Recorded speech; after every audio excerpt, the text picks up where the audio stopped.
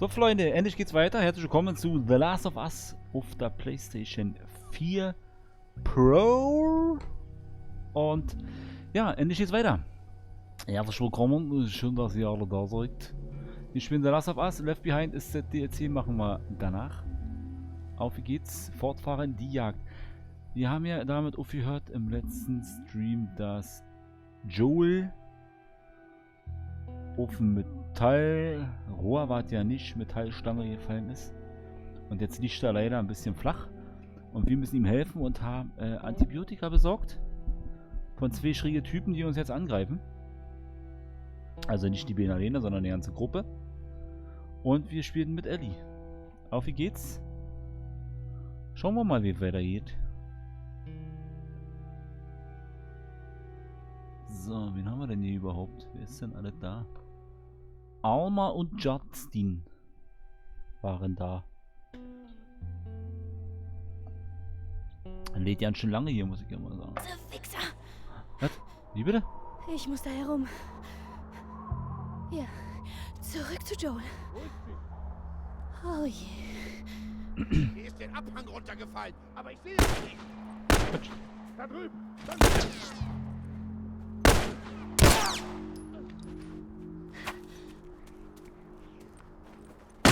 Ach, unser Pferdchen ist leider, hat es leider nicht geschafft. Ich will den jetzt abknallen. Oh.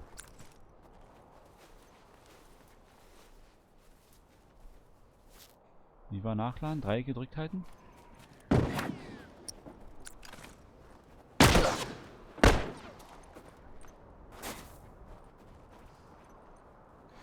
Wie war das jetzt? Ich hab's schon wieder vergessen, Leute. Ach, wir haben keine Munition, deswegen. Wir haben nur noch die 2 Schuss. Ah, da können wir rein.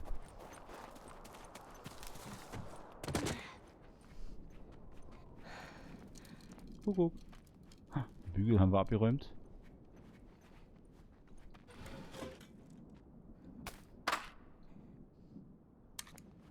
R2 ist Nachladen.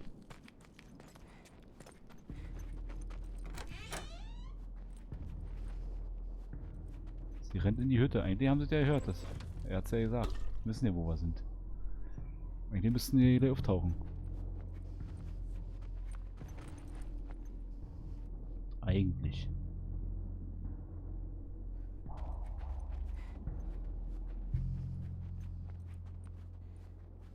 Da geht's raus. Echt? David wollte sie leben.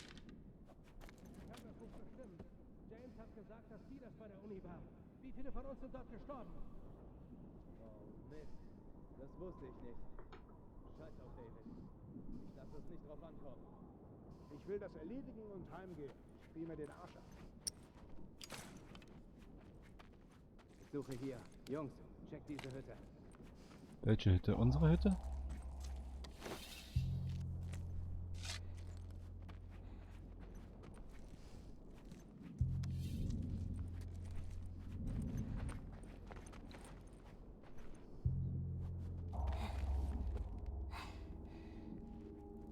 Scheiße.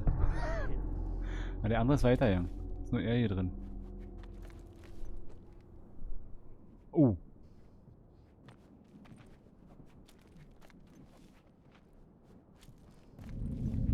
Oh Mist! Verdammt! Kriegst du nicht zu. So, ja, aber normal war total blöd. Deswegen habe ich auch nicht geschossen. Also ich wollte es eigentlich nicht schaffen. Weil das blöd war.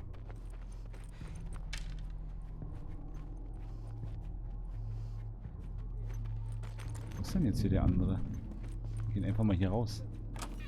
Hier sind noch 2 Pfeile. Ich hätte ihn gerne gesehen. Das wusste ich nicht. Scheiß auf David. Ich lasse es nicht drauf ankommen. Ich will das erledigen und heimgehen. Ich spiele mir den Arsch ab. Ich werde hier drüben suchen. Du, schau in dem Gebäude nach.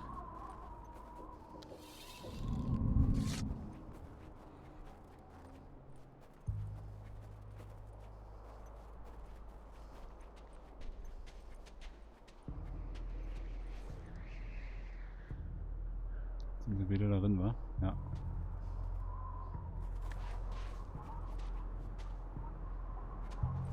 Ne, jetzt ist er alleine da. Er hat uns. Jetzt sehen sie nicht rein. Und? Nichts. Was gefunden? Dito, suchen wir weiter. Trennt euch mal hier. Wo gehe ich lang?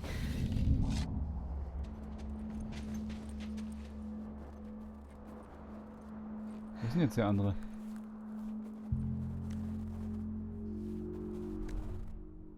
Und wo sind sie? Oh, der ist hier. Der andere ist unten. Oh, bei uns. Hast du was gefunden? Verdammt! Ja!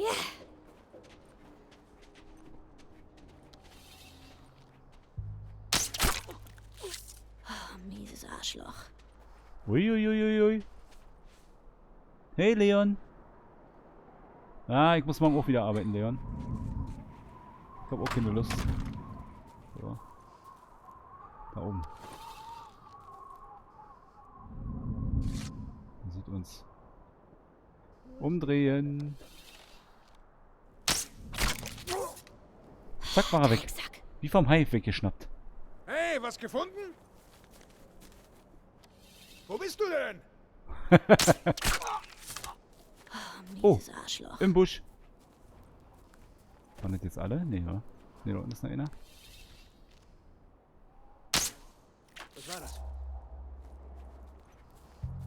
Nix.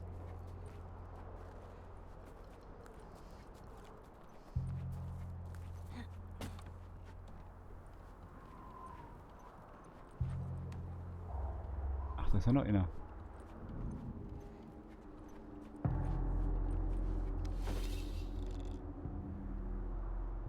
Ach, scheiße, hätte ich mal schießen sollen. Ach so, die kann nicht reingehen. Da ist noch ein Brett. Ja! Siehst du da drüben was? Hallo? Scheiße, bist du okay? Ach, Scheiße.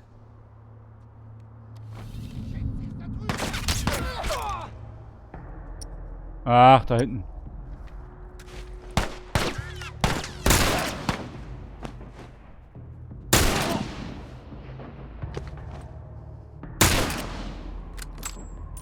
Ah, Ellie hat's drauf.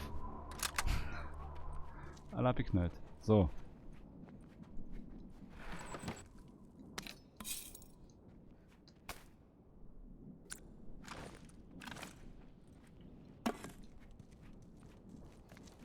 Oh ne, da wurden wir entdeckt. Das ist natürlich trotzdem blöd.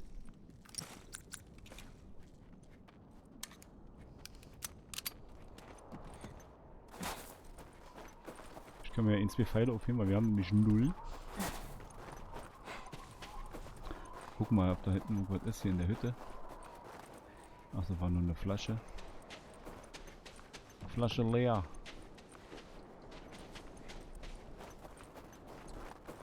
Dann hier rein.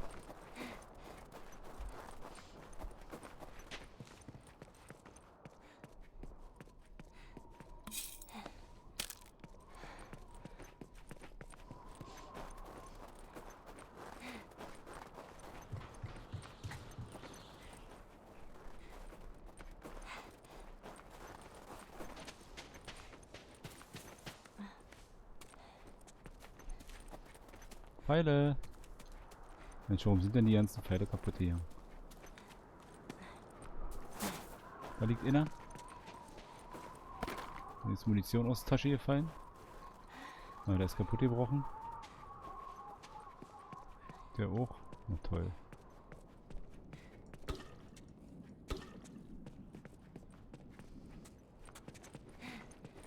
Der auch. Alle im Arsch. Scheiße.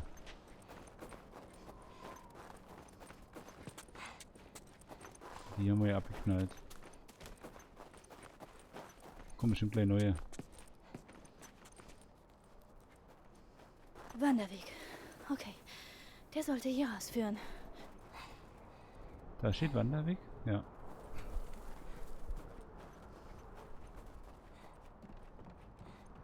Du packst das, Ellie.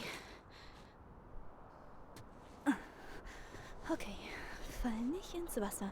Fall nicht rein. Oh je.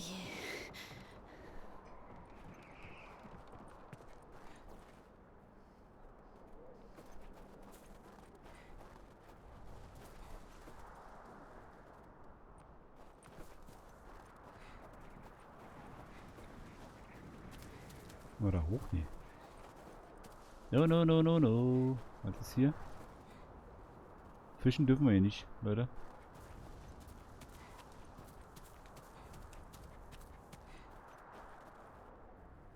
Oh, sieht ja schön aus hier. Guck mal.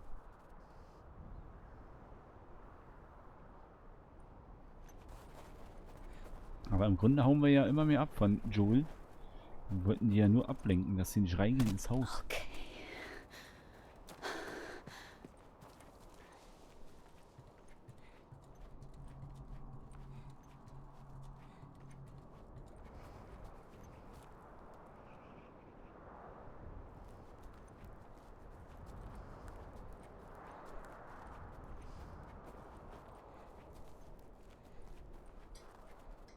Hey, Alma. Wir grüßen dich. Machen wir es wieder Alltag, yay. Ah. Oh, da komme ich nicht durch. Na, tolle Wurst. Da müssen wir wohl was wegziehen von der anderen Seite. Schauen wir mal.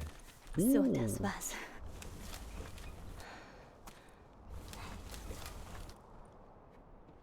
Aber...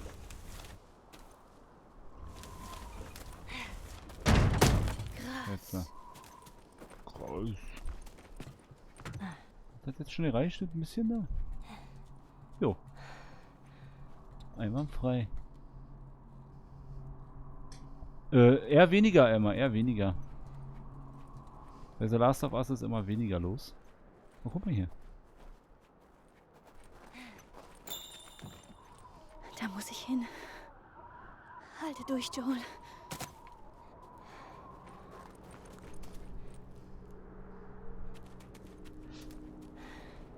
Warum müssen wir da hin? Ach so, hier ist...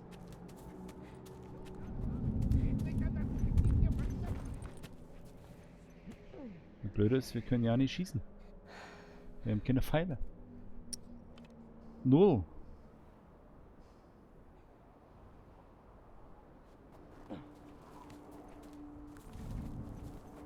Wo ist die Kleine?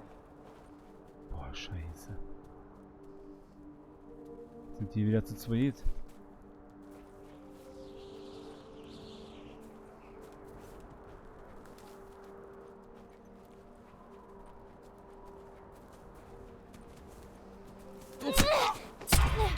Scheiße! Wir müssen die Kleine endlich finden! Drecksack.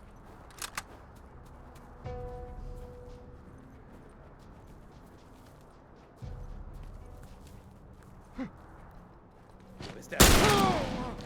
Wow.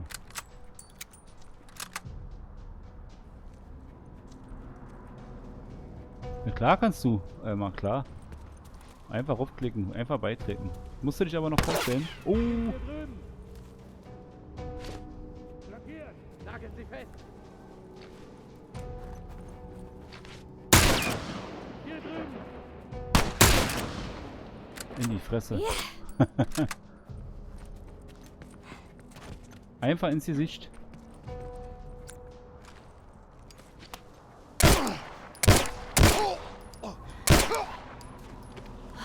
Dieses Arschloch. Yep.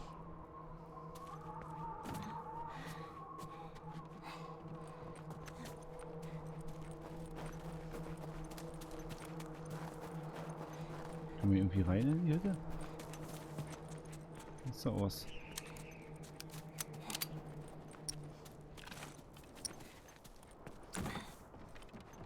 Du musst da irgendwo Pfeile geben, was soll denn das?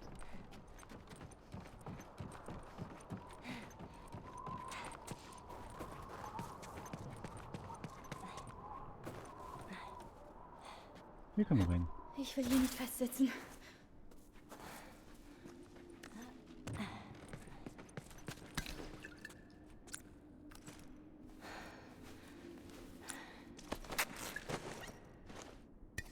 bauen wir uns jetzt was. So. Aha, einer, wa? Messer brauchen wir nicht. Ellies Messer geht nämlich nicht kaputt. Nicht wie die gebauten von Joel. So. Bitte, bitte einmal. Kein Problem. Sie ist auf dieser Seite! Aua. Ah, so eine Scheiße.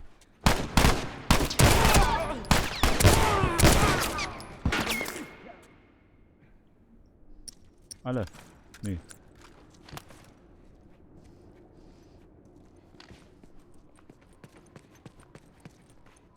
Das war ja ein bisschen fies, oder? Konnte man da ja nicht mit rechnen.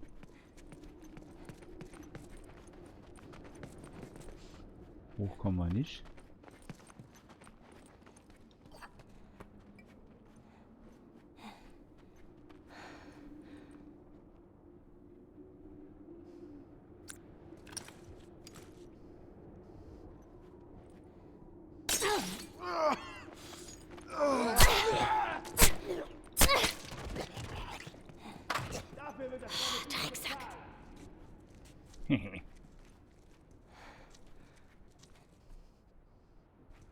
Was ist sie? Der andere Penner. Der natürlich nicht.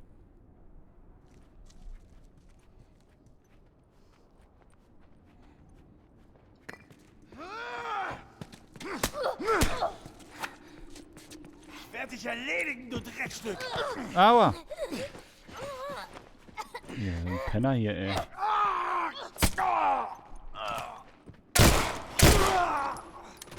Aua, direkt ins Gesicht. Von so kurzer Distanz. Wo das wahrscheinlich genauso weh tut. So beschissener aus.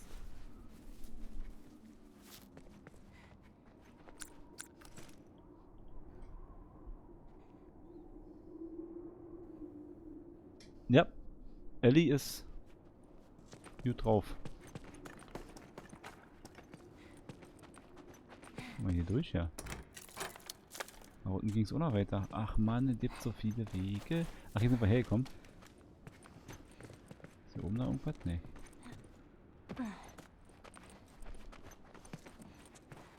Gucken wir jetzt nach unten. Cool.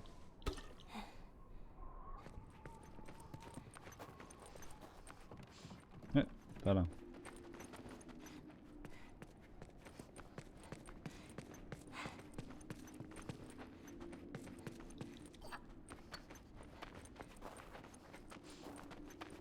Da ist der Ausgang.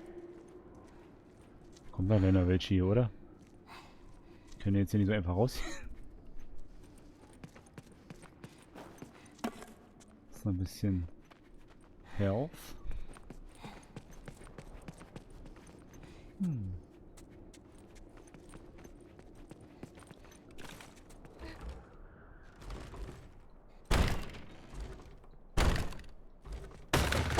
Ja, scheiße.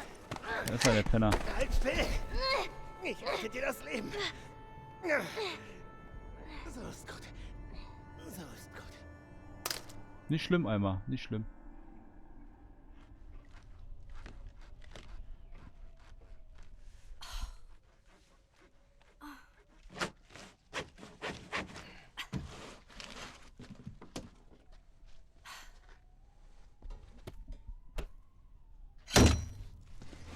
Aua.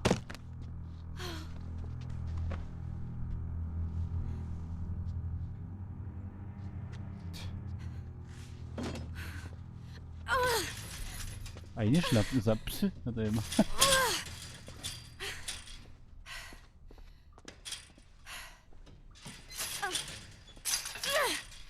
Wie fühlst du dich?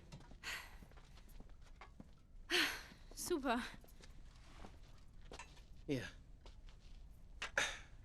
Du solltest was essen. Du musst hungrig sein. Du warst lange bewusstlos. Was ist das? Es ist wild? Mit etwas Mensch als Beilage? Nein. Nein, versprochen. Es ist Das Hirschfleisch. Du bist ein mieses Schwein. Oh. So ein vorschnelles Urteil. Wenn man bedenkt, dass ihr auch tötet. Wie viel waren's? Die haben uns keine Wahl gelassen. Und du denkst, wir haben eine Wahl? Ist es das? Ihr tötet, um zu leben. Genau wie wir. Wir müssen für uns selbst sorgen und tun, was notwendig ist. Na toll, und was jetzt? Werdet ihr mich in kleine Stücke hacken? Nicht unbedingt. Bitte sag mir deinen Namen. Du bist doch komplett durchgeknallt. Ganz im Gegenteil. Ich war ziemlich ehrlich zu dir. Aber jetzt bist du an der Reihe. Es ist der einzige Weg, die anderen zu überzeugen, Überzeugen wovon? dass du zu uns passt. Du hast Herz. Du bist loyal. Und besonders. Oh.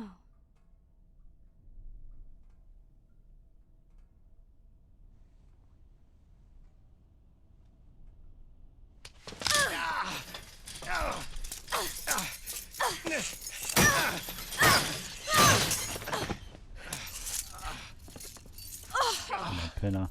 Oh Mist. Dummes kleines Miststück. Du machst es mir wirklich schwer, dich leben zu lassen. Was soll ich denn jetzt den anderen sagen? Ellie, Was? sag ihnen.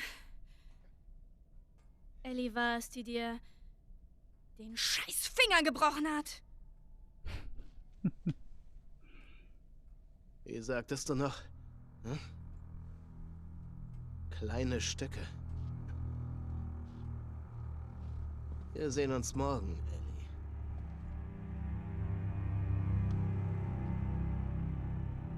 Ellie. Hi Ines.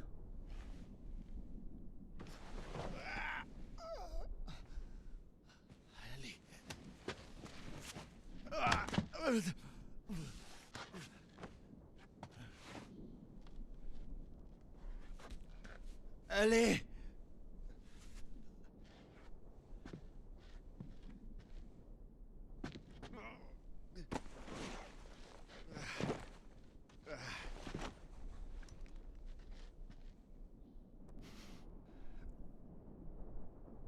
Und auf wie geht's mit Joel, der immer noch angeschlagen scheint. Aber auf dem Weg der Besserung ist. So wie es aussieht. Flammenwerfer haben wir auch noch dabei. Den wir gefunden haben.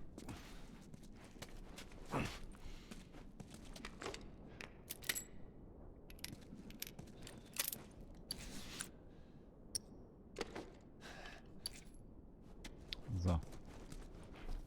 Na dann, auf wie geht's.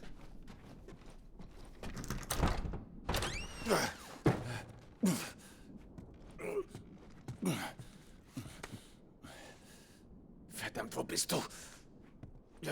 Vor allem, vielleicht ist er bloß jagen und er heute jetzt ab ist. Also nimm mal an. Wird ja jetzt nichts kommen hier, oder? Da geht's raus, vielleicht.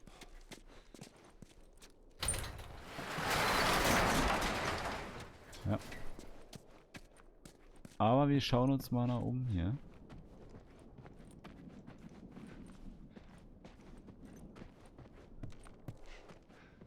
Ist aber nichts.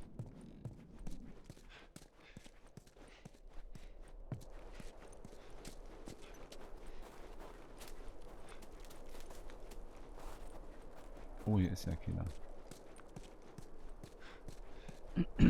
Ellie! Wo ist sie hingelaufen? Einfach bewerben bei Discord einmal, aber ich glaube jetzt sind gerade ausreichend da. Sind wir durch? Nee.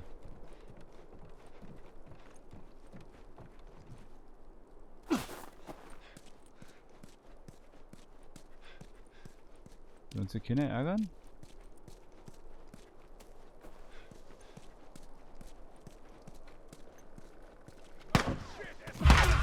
Shit. So eine Kacke. Wo ist sie? Da drüben! Rennt ja gerade weg. Was zum Teufel? Gib mir Deckung! Wissen die ja nicht mehr, wo ich bin? Ich hab mich da gerade gesehen. Ach.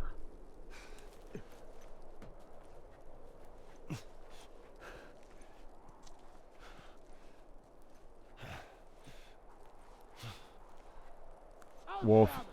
4 Stück. Wo ist dieser Typ, verdammt? Knapp.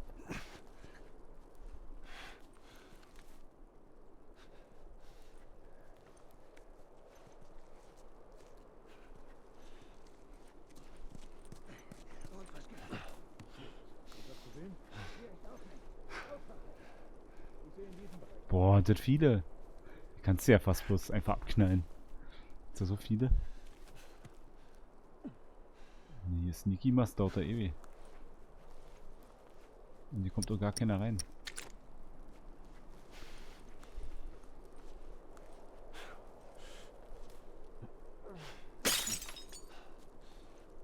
Wenigstens einer hört. Natürlich nicht. Hier ist er! Wo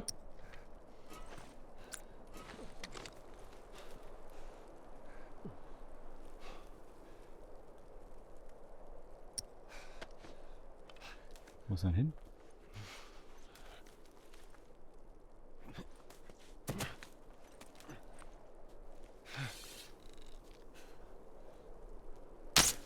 Der ist da drüben! Da ist er! Warum fallen die nicht um bei ihm Treffer? So.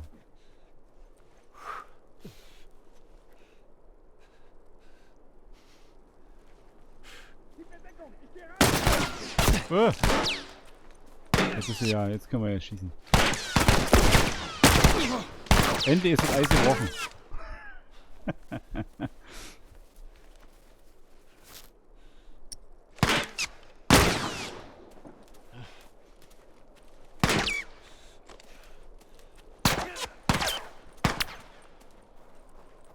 Die sind ja auch noch da.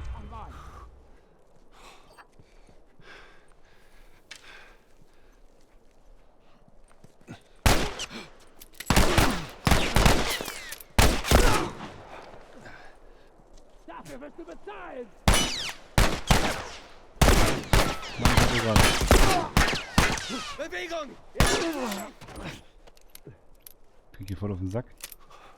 Wie immer. Ist ja wie immer.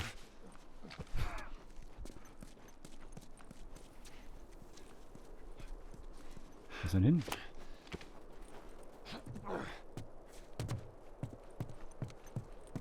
Wo ist denn hin, der eine?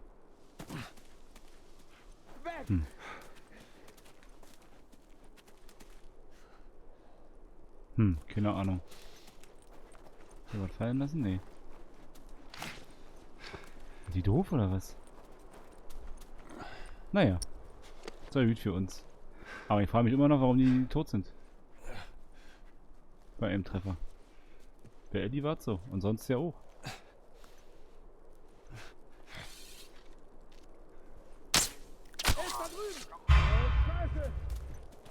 Was hat er gesagt? Erst Scheiße? Die sagen dir.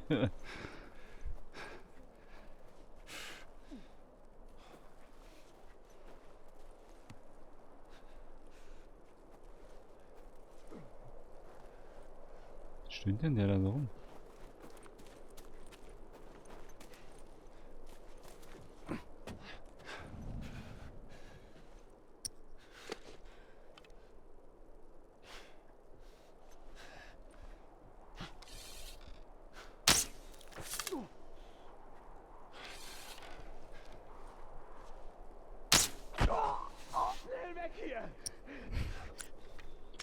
Würde ich euch auch vorschlagen. Hey, was gefunden? Wo bist du? Ach, die Scheiße.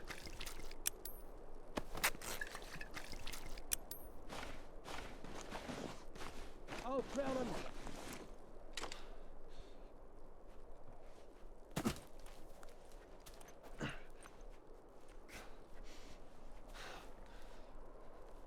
Wo ist dieser Typ, verdammt?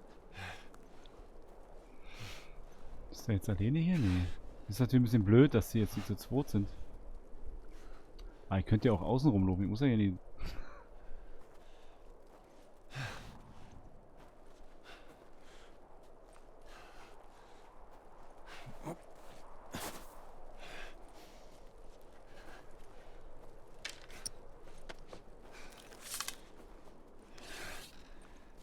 Hast du da drüben was? Hallo?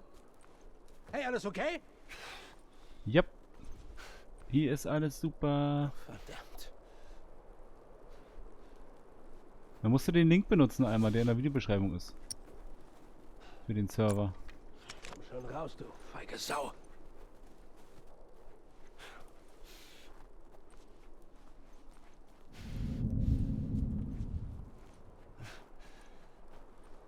Wo ist dieser Typ, verdammt? Mann, ich bin zu langsam hier in der Hocke. Komm ja nicht hinterher. Jetzt krieg ich auf den Sack. Jetzt hat er verloren.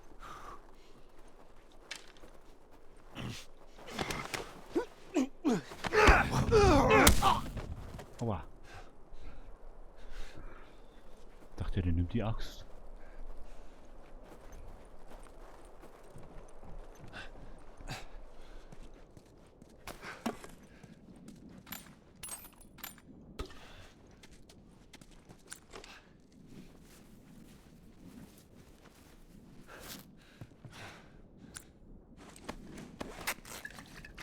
Bauen wir uns direkt einen neuen.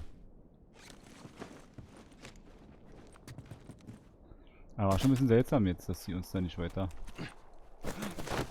Oh! Hab dich, Arschloch! Mach ihn kalt! Halt ihn fest!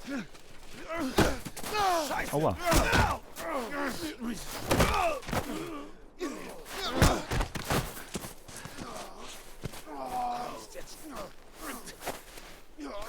Kommt Folterszene, glaube ich. Oh, oh, Leute. Was willst du von mir? Was soll das? Du bleibst hier. So. Das Mädchen. Ist sie am Leben? Welches Mädchen? Ich kenne kein Mädchen. Jetzt sieh mich an. Sieh her. Ich hole die verdammte Kniescheibe raus. Das Mädchen. Sie lebt. Sie ist Davids neues Spielzeug. Wo? In der Stadt. In der Stadt. Jetzt wirst du es mir auf der Karte zeigen. Es ist hoffentlich derselbe Punkt, auf den dein Kumpel zeigt. Mach schon. Da ist es. Er bestätigt das. Frag ihn doch.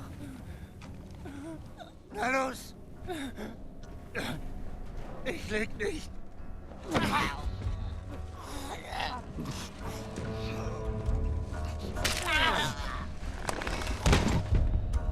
Verdammte Scheiße, Mann! Er hat dir doch alles gesagt!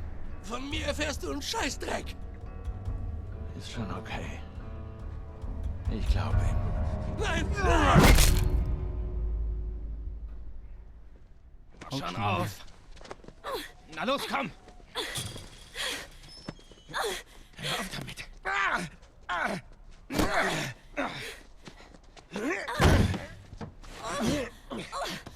Ich hab dich gewarnt. Ich bin infiziert! Ich bin infiziert! Wirklich. Und du auch. Genau da. Roll den Ärmel hoch. Guck sie an! Ich mach das Spiel mal mit.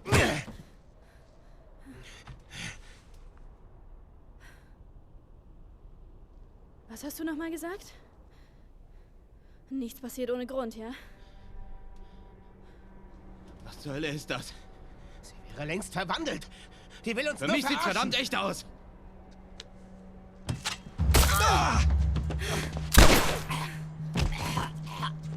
Rutschen.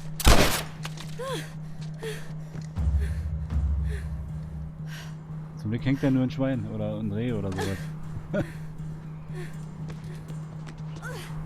Der Hirsch ist das bestimmt. Ein Schwein, hat so lange Beine. Mist. Oh, Mann, was ist denn bloß los mit denen?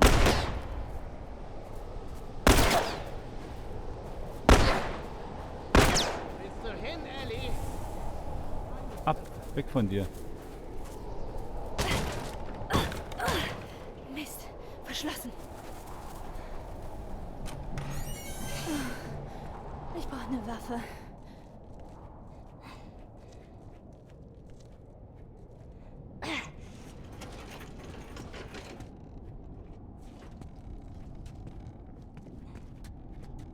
Können wir hier durch? Nee, wa? Wenn da was ist. Okay, ich schaff das. Naja, wenigstens etwas. Ja, Joel war ein bisschen ein bisschen wütend, war er, wa? Ein bisschen. Wer hat geschossen?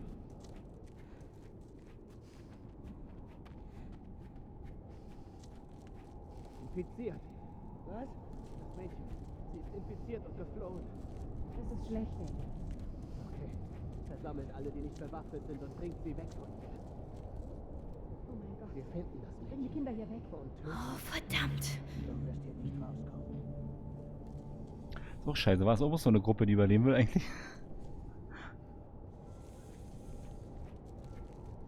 Auch mit Kindern und allem. So.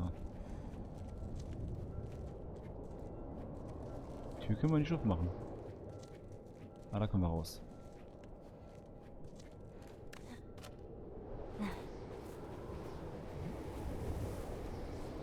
Hier reicht's langsam.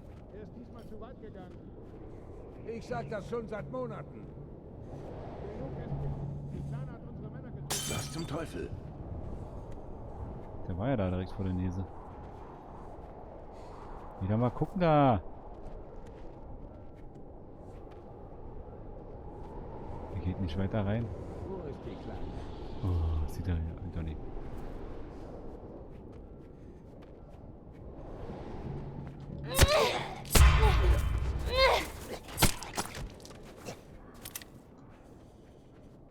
Da. Wo bist du? Ich sehe in diesem Bereich nach. Verteile. Oh oh.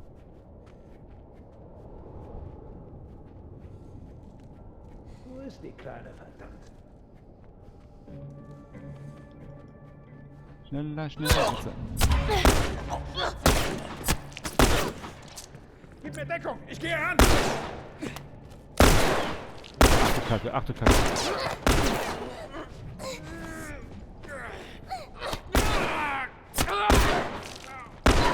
Nein, scheiße. Das dauert so lange, wenn sie die absticht. Ja?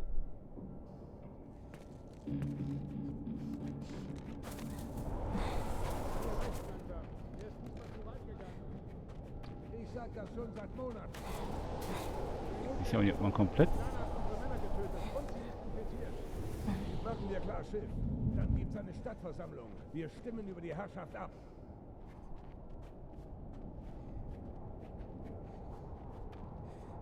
Die Stadtversammlung. Ach Gibt du ja eh Scheiße. noch- Was ist denn das für eine Kacke? Wo bist du?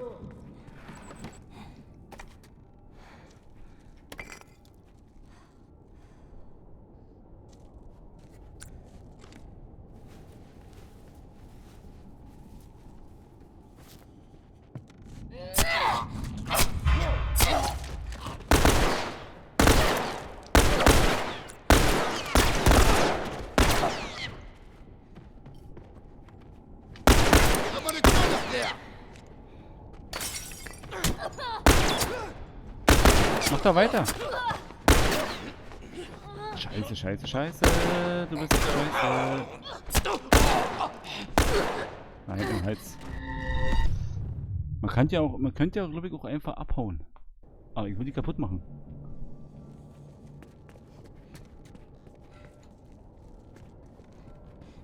Aber anscheinend kommen die da alle durch. Wir schauen uns hier mal schnell um. Hier, Medikit, wissen wir jetzt. Geht's noch durch? Jetzt auf Klo.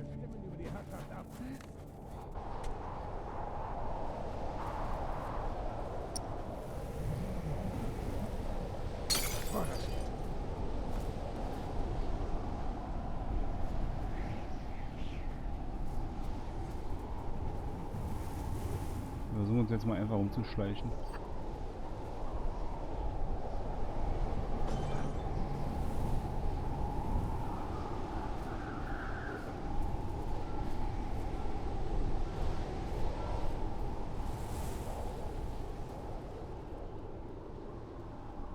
Ja, Leon. Das sind ja auch alle Scheiß-Typen hier.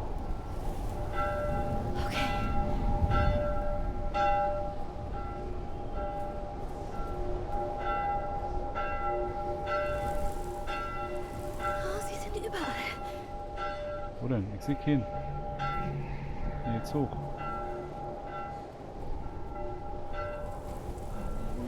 Wo lang? Scheiße. Oh, verdammt! Mist!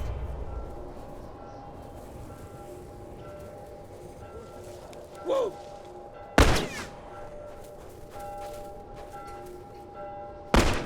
Gleich hier!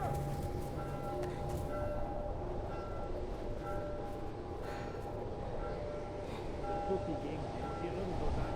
Ich stehe hier. Zuschauen. Wo ist die Kleine? Weg!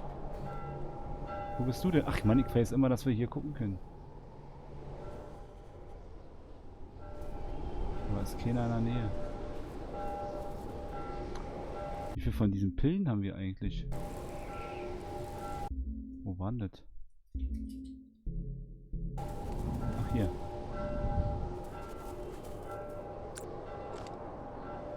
Oh, hier ist einer. Jetzt sind immer 2 oder 3 Leute da.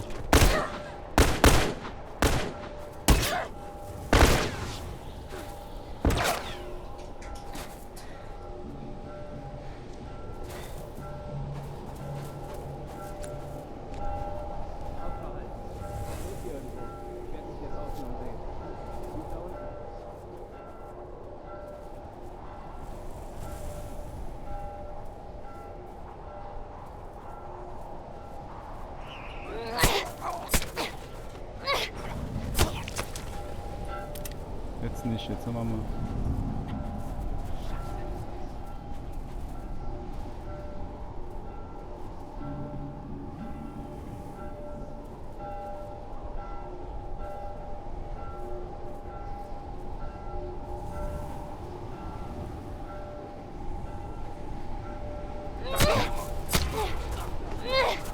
Yay, Alma. Einmal frei. Ist noch einer da unten, wa?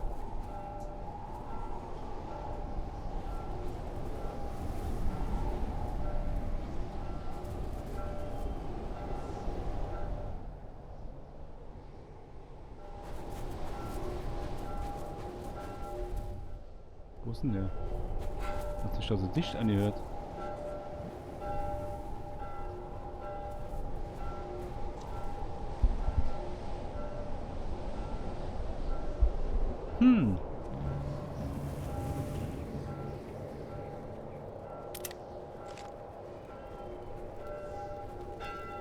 Hinten.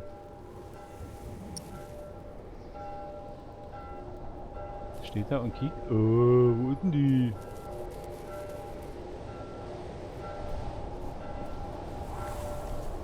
Der uns sieht? Oh, shit!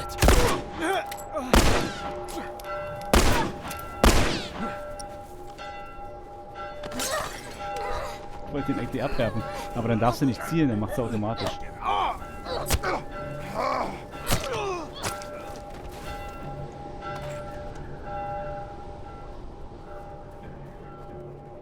Sind wir jetzt da lang oder da lang?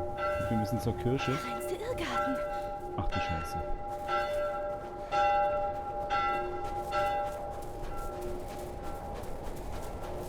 Aber wie geht's nicht weiter?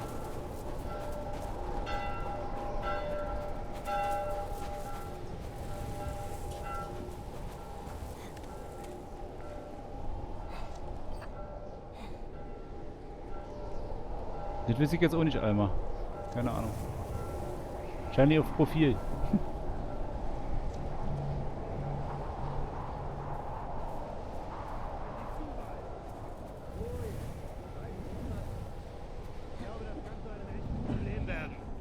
Wir haben schon ein Problem. Oh Gott, hier sind ja zwei drin. Es lösen.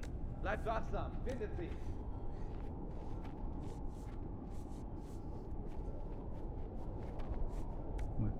Nee, ich dachte, der geht raus.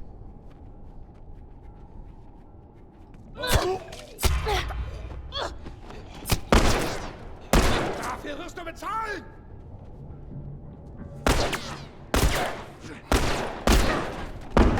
Archen! Aufhören!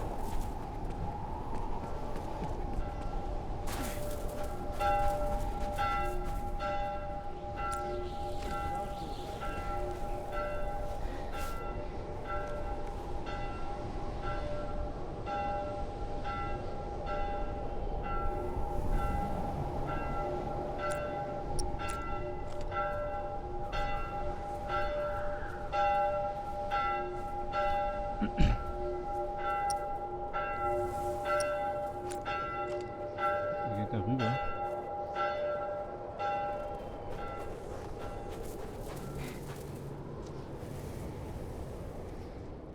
Wo ist er denn hin? Ich hab dich! Ah, Mist, ihr könnt messern.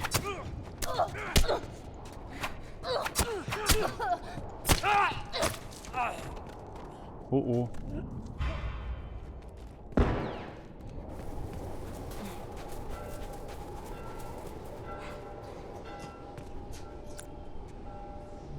Können uns noch keins bauen. Scheiße. Ein Treffer, wir sind Matsch.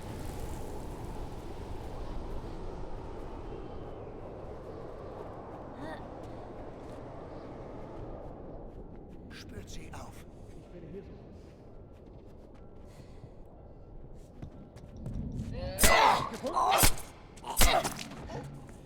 Wo bist du denn?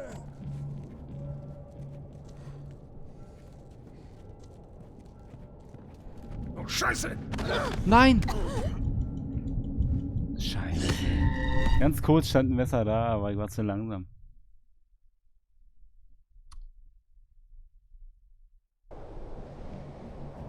Wo soll ich hin? Ich hätte ja auch mal schießen können, die Blöden. Bei dem einen, bei der letzte. Wo sind wir denn jetzt?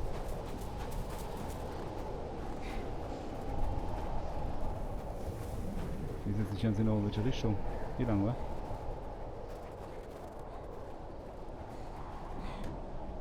Das geht doch.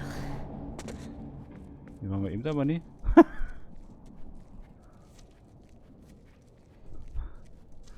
Oder sind wir jetzt doch schon weiter?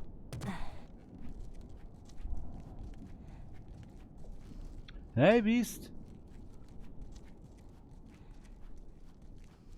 Und die Gilz ist auch da. Hallo. Oh. Ich glaube, der hat schon weiter gespeichert. Das war eigentlich waren. Wollte eigentlich Quatsch ist, aber Shiny war genau da, wo wir eben waren. Ein Save Point.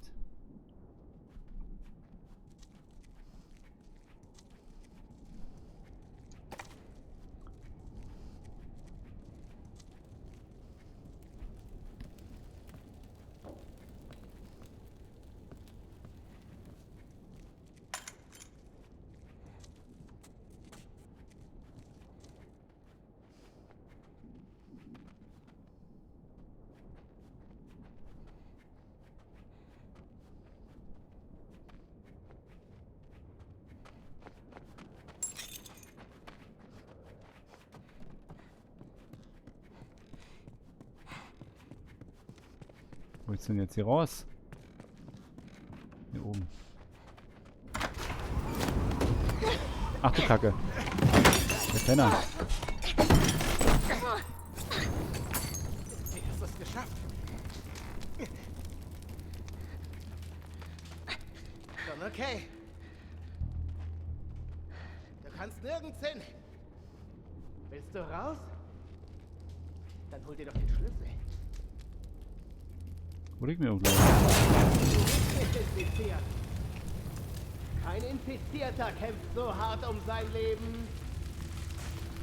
Oh, ich brauche die Schlüssel. Autschen. Gut, Kleine. Es kommt in Ordnung. Oh oh, Machete. Du überraschst mich immer wieder. Zu schade, dass du uns ablehnst. Jetzt ist es zu spät.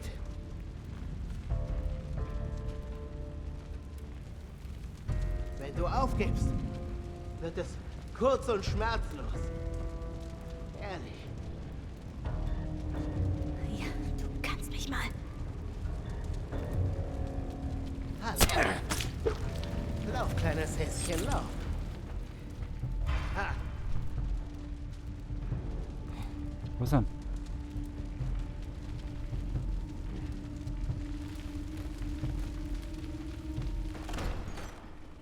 Oh oh.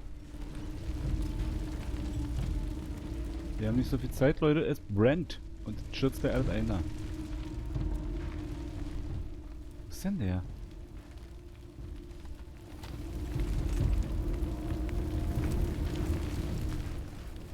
Da.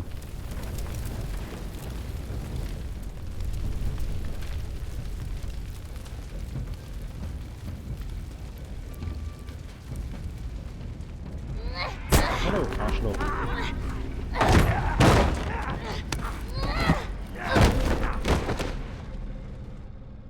Oh oh, bitte kaputt. Hi Kai.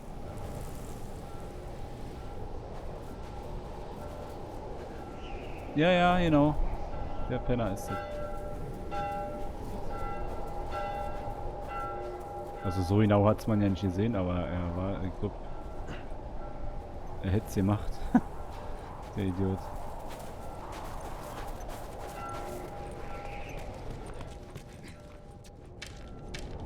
Oh, du brauchst sie wohl nicht mehr. Nehmen wir mal mit. Einfach weitersuchen. Wenn Sie hier durchkommen, müssen wir Sie schnappen. Wir sollten den Unterschlupf beschützen. Eine Infizierte rennt in der Stadt rum und wir bewachen den Ausgang. Hey, die Kleine ist tödlich und wir wissen nicht, wo sie auftauchen kann. Wir müssen einfach wachsam bleiben. Verdammt, verdammt!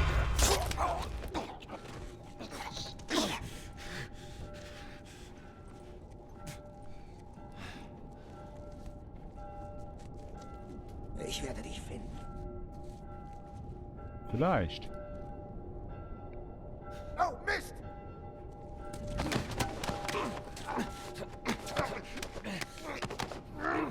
Ja, da hinten. Was ist denn da los da drinne?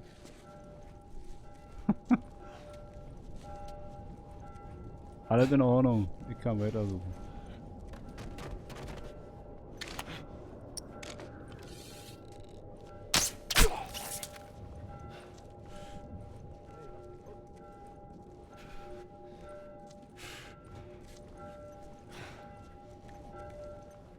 Ach, Scheiße.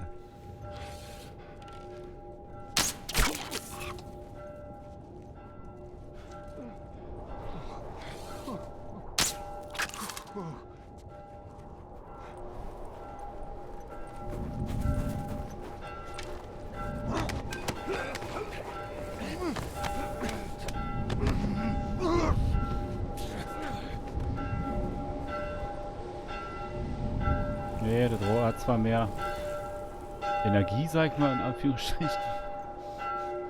Aber ich glaube, die Axt geht schneller.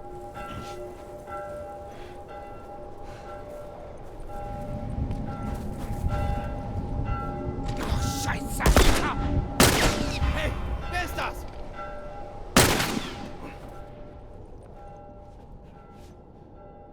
Den habe ich gar nicht gesehen da oben. Und ich dachte auch, ich hab den Bogen noch drin. Das Ding hat geschossen. Ich brauche Deckung.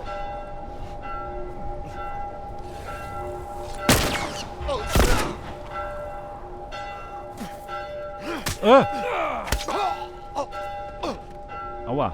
Oh, in den Reifen gefallen. Den kriegst du da nicht mehr raus.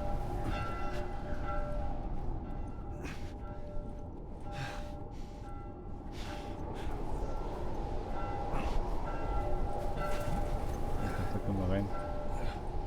Ist ja wirklich wenig zu sehen.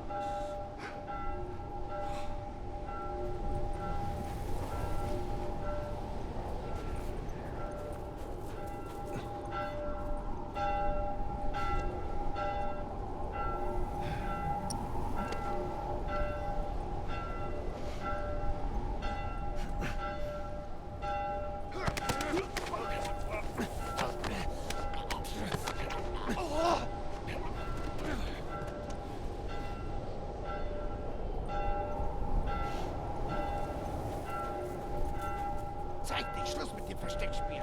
Ja. Wo bist du denn?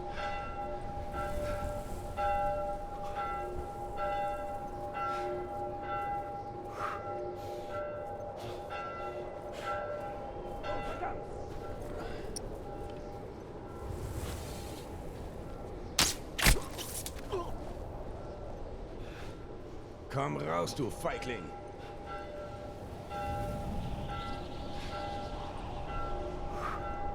Ach du Scheiße. Aua, voll Knie im Gesicht. Dann die Pfeile den immer kaputt. Dabei landen sie doch weich in der Jacke.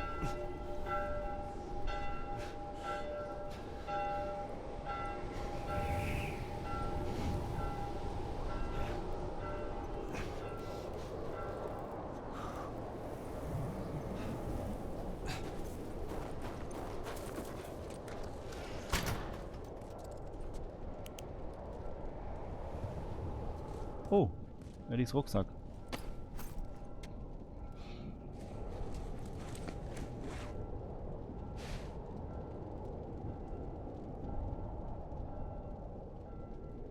Was ist das? Was macht Ellis Zeug hier? Fleischbestandsbuch. Fette Beute, schon besser, das muss besser werden. Ich dachte, da steht doch, was das ist. Aber wahrscheinlich ist dann irgendwas. Ah, wollte ich es gerade nochmal aufheben. Ist denn da was bei, was 80 Kilo wiegt oder so? Das könnte ja dann. Nee. Also Menschen waren wohl nicht. Oder waren mehrere Menschen. So. Also wie sie den anderen da zerhackt haben. Oh. Oh doch. Oh Gott. Haben wir doch. Ich muss sie finden. Ist ja ein Ich bisschen muss sie eklig. finden. Fui, fui, fui, fui, fui.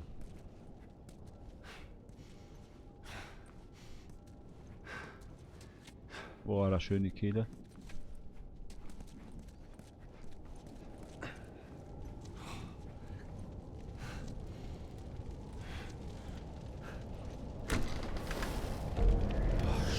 Ach du Kacke. Ellie.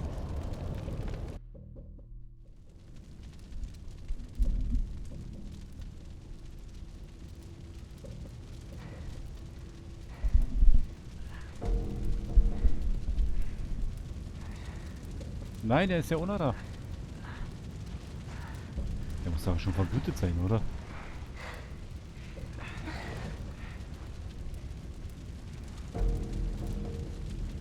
Oh, jetzt gibt's die Machete.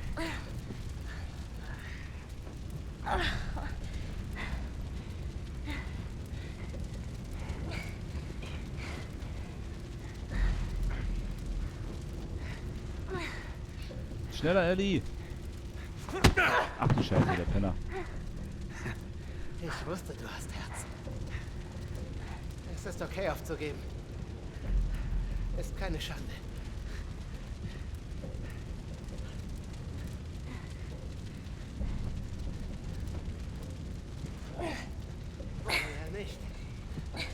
nicht dein Stil, oder? Ja, Penner. Du kannst doch betteln. Leck mich! Du kennst mich? Hä? Ja, dann lass dir gesagt sein. Du ahnst nicht einmal, wozu ich fähig bin. Voll leise.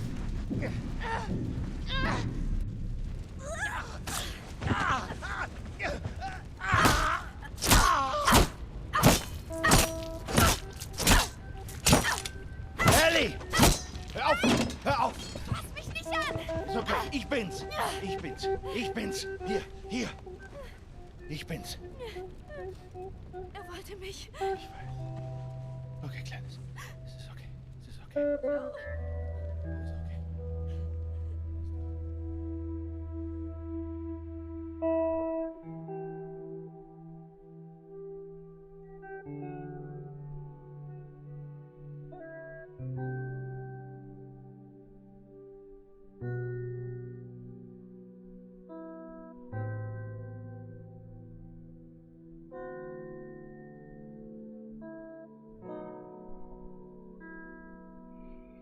Puh.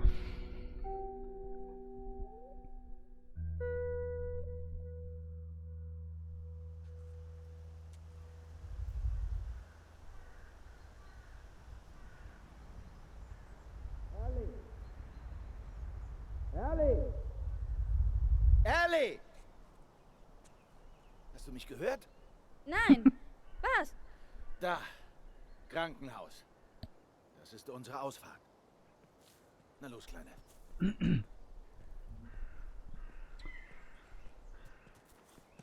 Hab jetzt gerade gedacht, ich muss wieder Ellie spielen. Spürst du die Brise? Hä? Ich sag dir, an solchen Tagen habe ich immer draußen gesessen und Gitarre gespielt. Ja, wenn das alles vorbei ist, bringe ich dir Gitarre spielen bei. Ja, das wird dir bestimmt gefallen. Was meinst du, hä? Ellie, ich rede mit dir. Oh, ja. Klar, das klingt toll.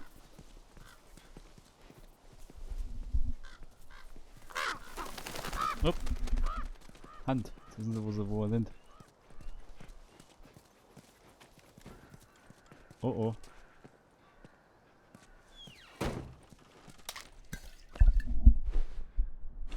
So, wollt ihr mal gucken? Ja, Fertigungszeit finde ich jetzt nicht so wichtig. Gott. Noch ein Comic, ein Familienfoto.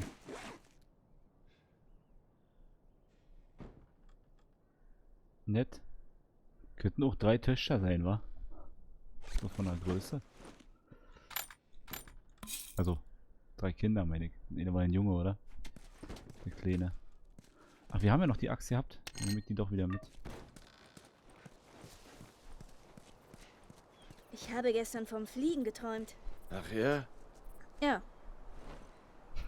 Vom Fliegen oder den Fliegen? Los, erzähl mir davon. Also, ich bin in diesem großen Flugzeug. Und alle schreien und heulen, weil das Flugzeug gerade abstürzt. Also gehe ich zum Cockpit, öffne die Tür, da ist kein Pilot. Ich versuche zu steuern, aber ich habe natürlich keine Ahnung, wie man fliegt. Und direkt vor dem Aufprall wache ich auf. Ich bin noch nie geflogen. Ist das nicht seltsam? Tja, weißt du, Träume sind seltsam.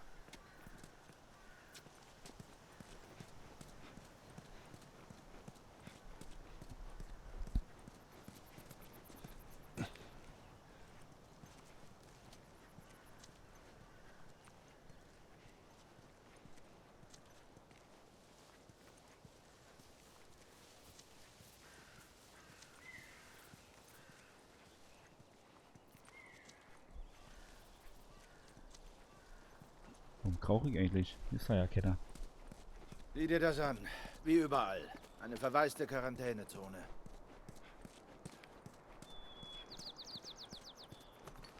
Vöglein. Vögel und Tiere sind anscheinend nicht betroffen. Von dieser Scheiße hier. Okay. Das Krankenhaus, das die Fireflies meinten. Komm schon.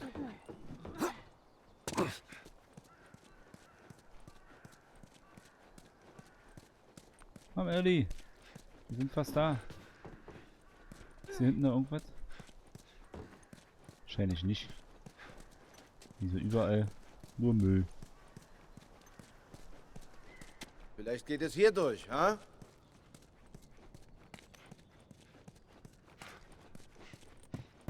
Da unten ist da. Kommen wir eh nicht rüber, oder? Nee. Wir bauen mal was. Heiltempo.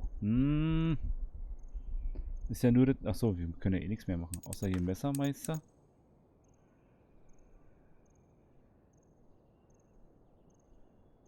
Benutze ein Messer, um dich zu retten, wenn ein Klicker dich schnappt. Haben wir denn immer eins bei, oder was? Sieht's ja aus, wa? Dann sparen wir mal noch.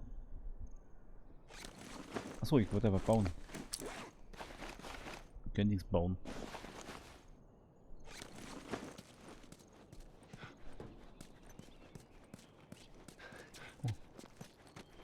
Ist alles okay? Ja, na klar.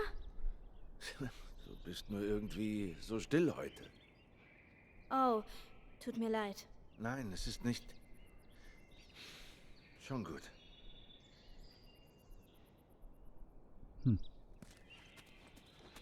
Bestimmt, weil wir jetzt da sind bald.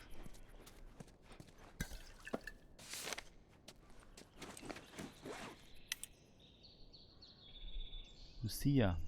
Wir haben es bis heute in die Quarantänezone geschafft. Ich wollte dich anrufen. Aber in dieser Stadt sind alle Telefonleitungen ausgefallen. Sie sagen, sie könnten Briefe in andere Zonen befördern, obwohl es vermutlich 1-2 Wochen dauert, bis er dich erreicht. Uns geht es gut. Hannah spricht viel von dir. Sie vermisst dich sehr. Ich war überrascht, wie ruhig und erwachsen sie sich inmitten all dieses Wahnsinns verhält. Mir kommt es vor, als wäre ich hier der Emotionale. Meistens ist es, die mich tröstet. Ist sie es? Natürlich. Wir hatten ja keine Ahnung.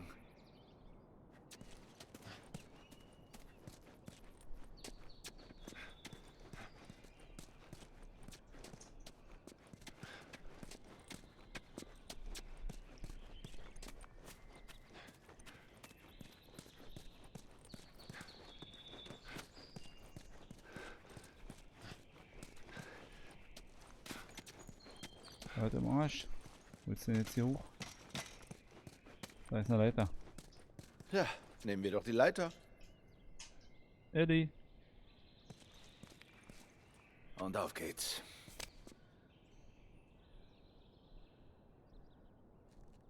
Ellie.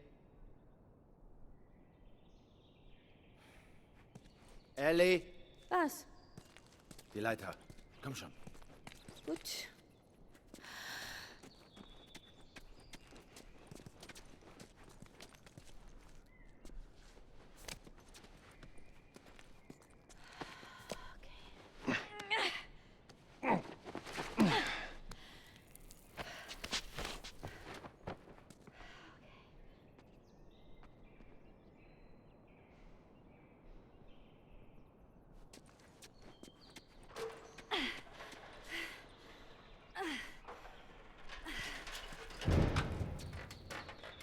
Oh mein Gott. Was ist los? Ellie! Ellie! Oh oh.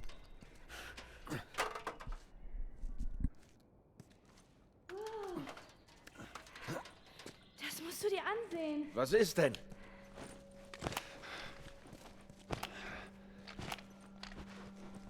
Was zur Hölle?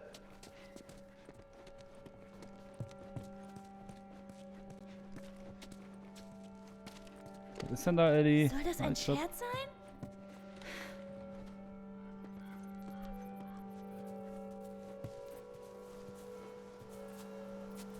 Jetzt weiter hier. Was war denn da? Giraffe, oder? Komm, Beeilung!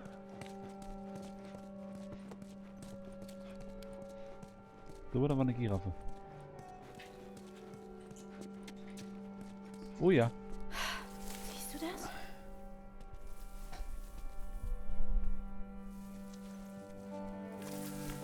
Ein Langhals. Über Jurassic Park.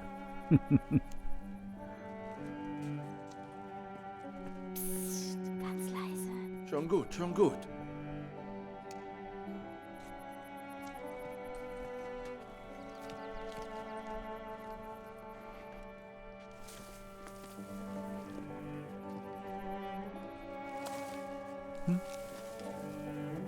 Was machst du?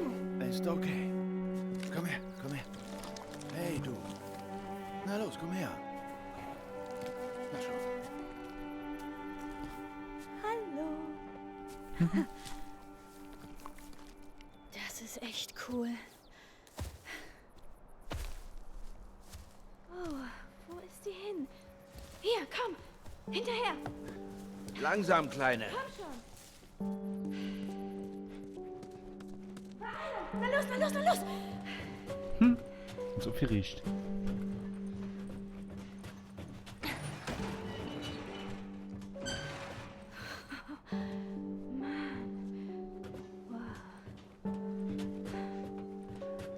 Sieh dir das an.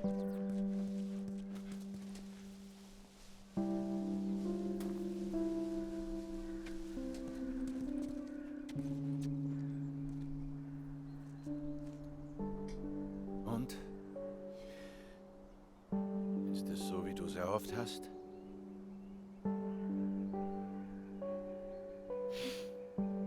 Es gibt Höhen und Tiefen. Aber die Aussicht ist echt klasse.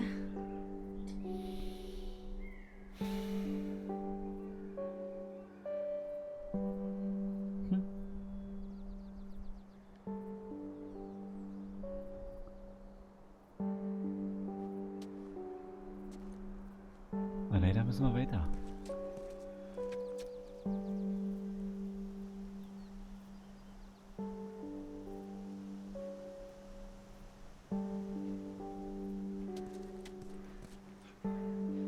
Wie will noch gucken? Och Mensch. Mal da hinten der Berg. Da immer ringsrum hier.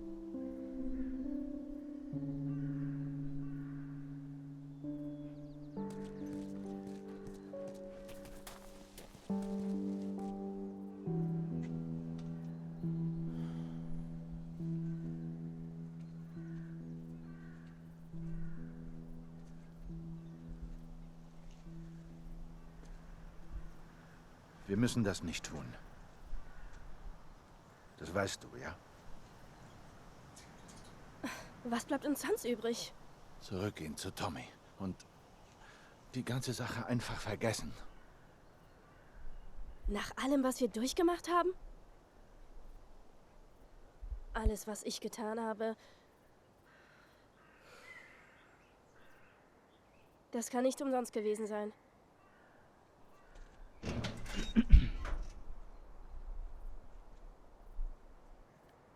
Jetzt hat er noch ein bisschen Bammels schon. Oder Joel.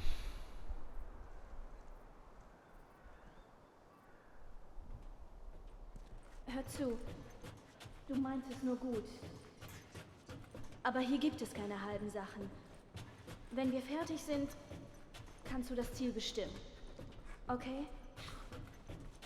Na, ich gehe nicht ohne dich. Bringen wir es hinter uns.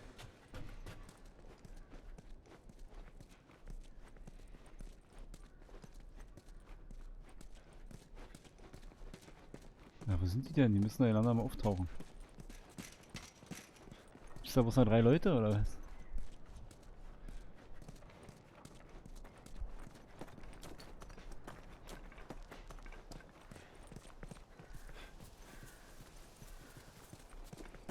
Na, das weckt Erinnerungen. Wie kommt's? Es war kurz nach dem Zusammenbruch. Ich war in so einer Notaufnahme. Und wo man hinsah. Alle suchten hier nach ihren Angehörigen. Die ganze verdammte Welt war verrückt geworden. War Sarah da schon gestorben? Ja, war sie. Es muss schlimm sein, seine Tochter zu verlieren. Zu verlieren, was man so liebt. Tut mir leid, Joe. Schon okay, Ellie. Ein Pfeil.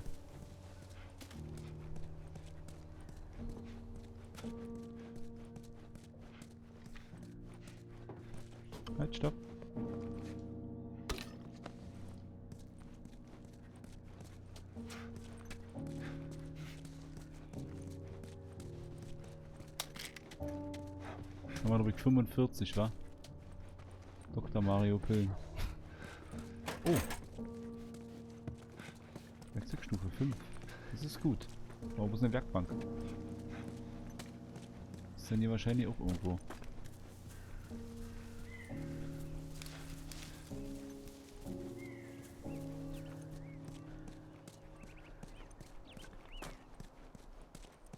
Da.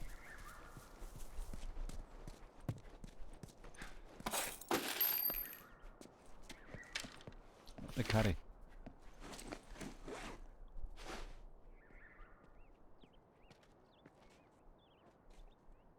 Hospital.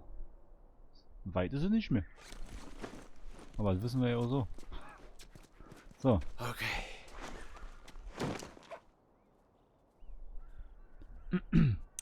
Wir machen...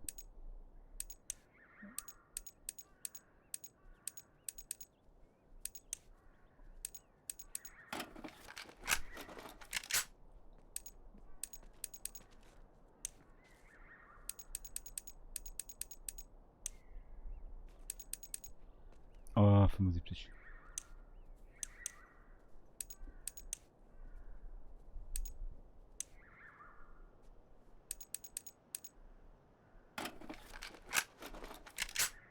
So, mehr haben wir nicht.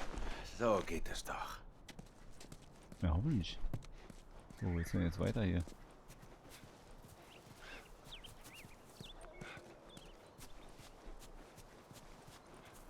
Hier hinten über das Auto? Nee, wa?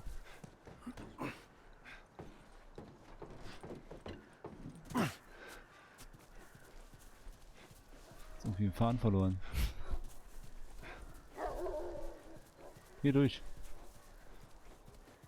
Hey Joel, ich hab was für dich. Hier. Maria hat's mir gezeigt und ich hab's geklaut. Das ist doch nicht schlimm. Na doch. Ah.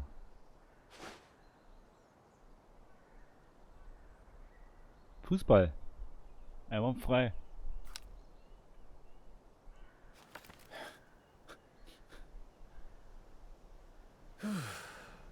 Tja, was man auch immer versucht. Die Vergangenheit holt einen ein. Danke.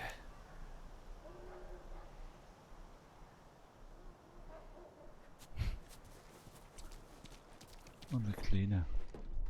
Oh, guck mal hier.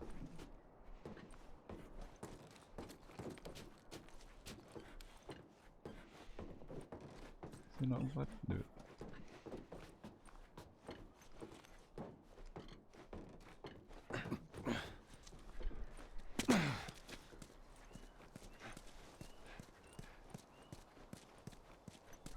So, jetzt da unten durch.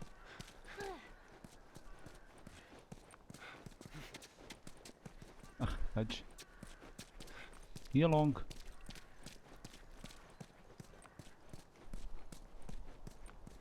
Dieses Mal läuft es anders. Ich weiß es. Wie meinst du das? Sie werden da sein. Die Fireflies. Ich bin ganz sicher. Hoffen wir mal.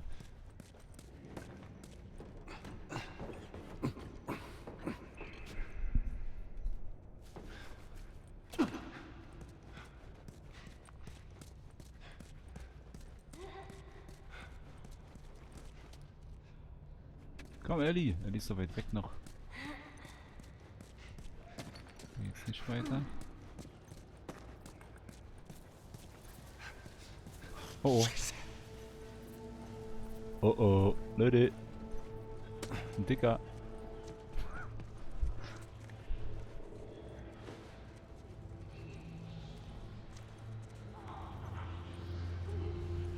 Runner! Oh, die sind scheiße.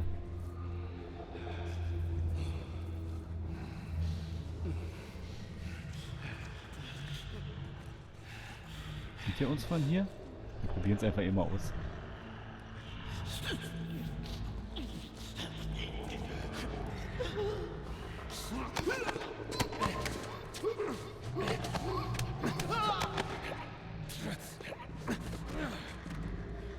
kommt er wieder raus? Ein Dicker. Oh, da oben.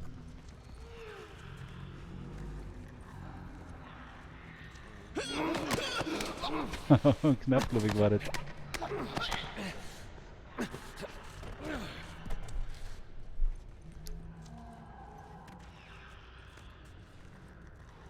Dann lassen wir mal da lang krabbeln weiter.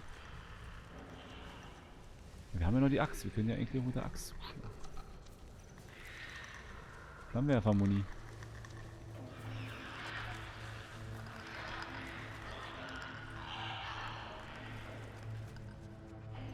Gehen wir hier rein.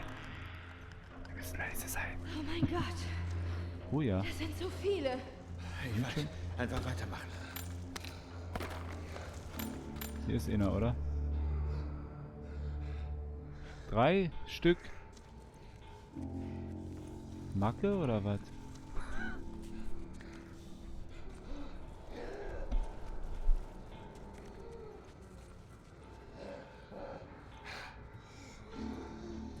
Können wir den angreifen, ohne dass sie das merken?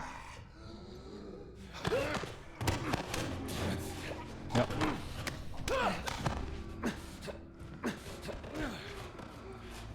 Oh Mann. Warum wir keinen Schalldämpfer finden für unsere Waffen?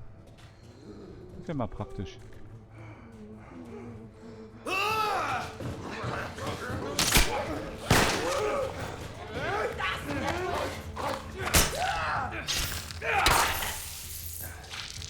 Aber die draußen haben nicht gehört, wa? Ne. Dann geht's ja noch. Der hat nicht angezeigt, Dreieck. Dann hat er uns gesehen.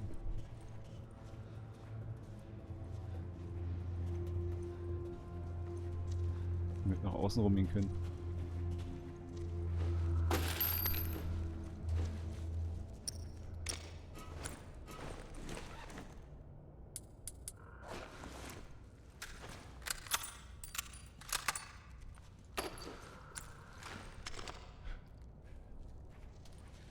Mehr bringt nichts.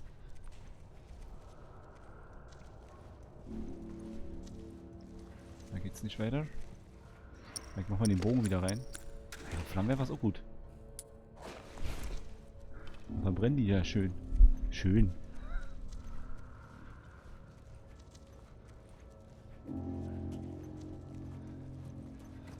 Bleib hier.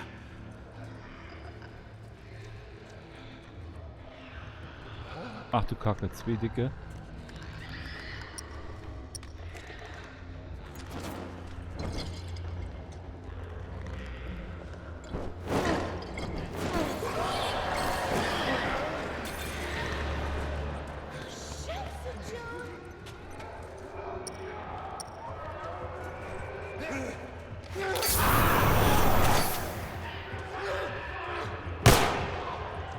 Jetzt schießt doch nicht.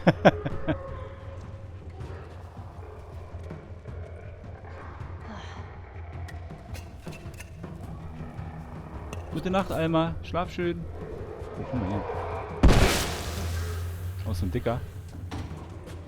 Leider nicht verbrannt.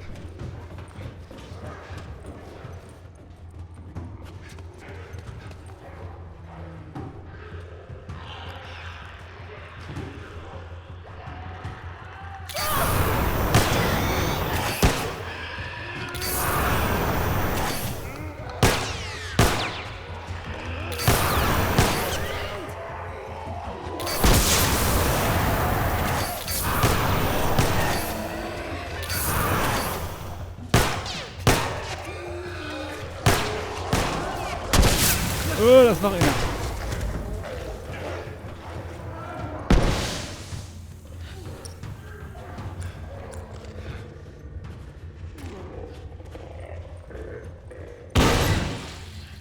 Oh, Scheiße.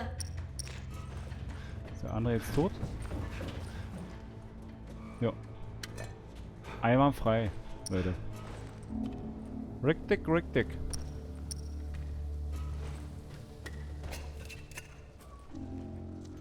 Dann abgefackelt, die Penner. Achso, wir müssen ja hier durch. Ich dachte, das war alternativ.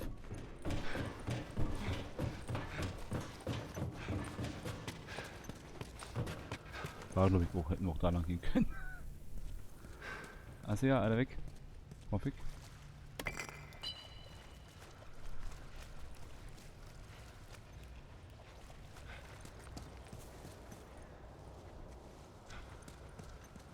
Shelly.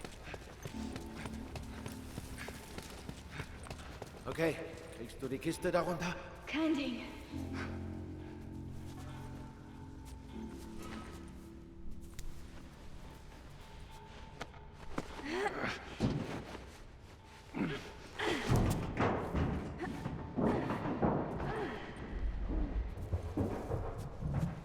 Okay. Vorsicht da unten! Ja, ja.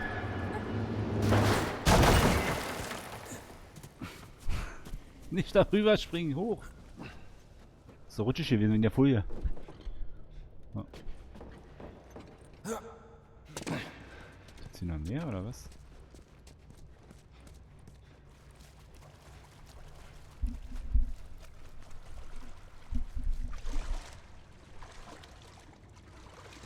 Die Spiegelungen sehen ja jetzt nice aus.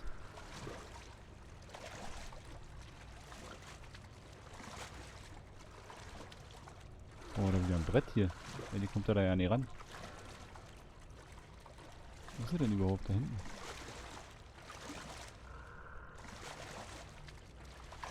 Wir tauchen. Ja.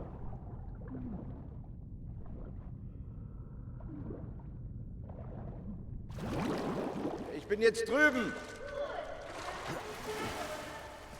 Okay, Moment. Ach, hier ist eine... Wir machen das.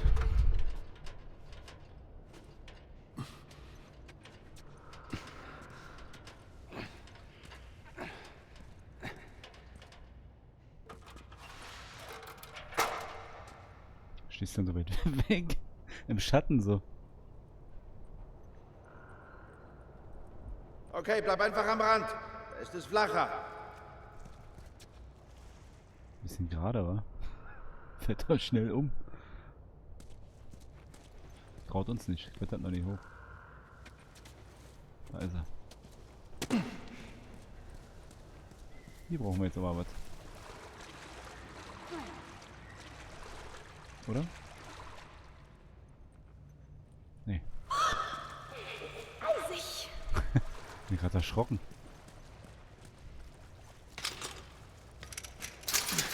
Ich muss gerade einfach kaputt schießen da. Und noch eine versperrte Tür. Ist da nur ein Bügel, kannst du zurückziehen. Ist da ja kein Schloss dran oder so. Stell die mal nie an.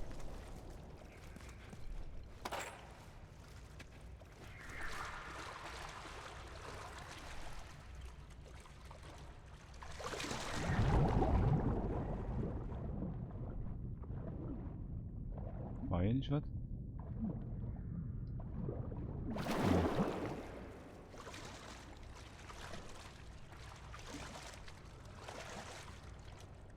Ach, da hinten geht's rein.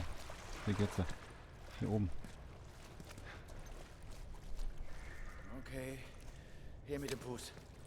Okay. Na komm, mach das.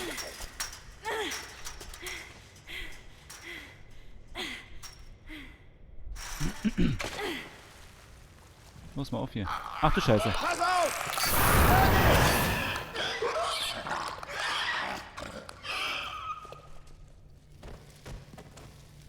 Alles klar? Ja, Fast Ellie mit abgefackelt. ich hab mich nur erschreckt. Mann, wird echt Zeit, dass ich vernichtet werde. Ah, da war ein Stück drin. Alles klar.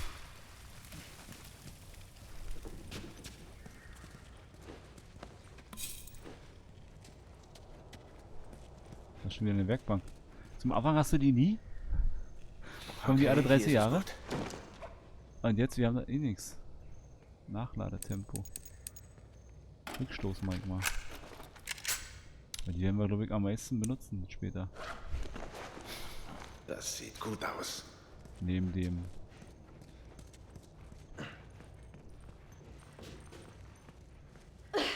Kopf runter.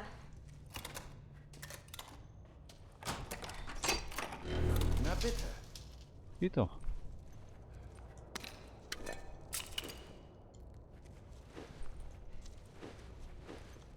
Da wachsen die Blumen schon draußen im Auge. Löwenzahn. Din, din, din, din, din.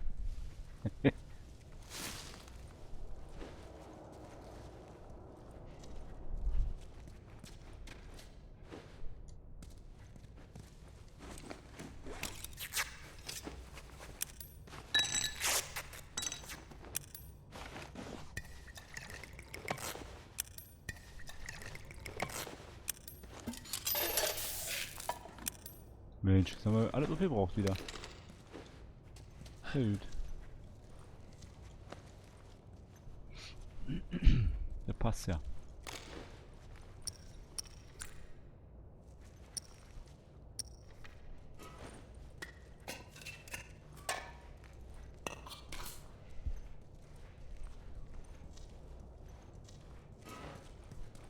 Ach, Ellie ist das. Sieh mal! Da Was denn? ist es! Yep.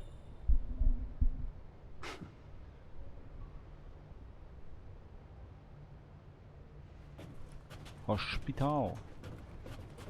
Jetzt müssen wir da noch irgendwie rüberkommen. Also,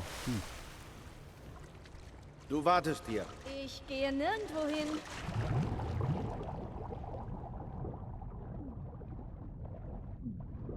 Ah, hier.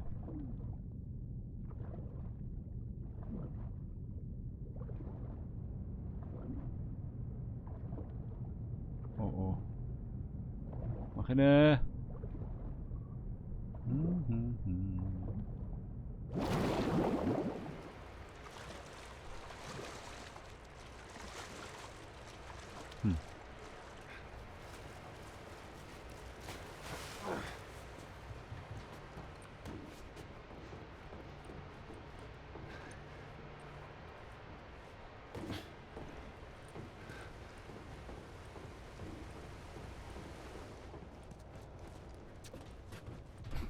Keine Ahnung, warum ich jetzt hier langlaufe, aber geht halt.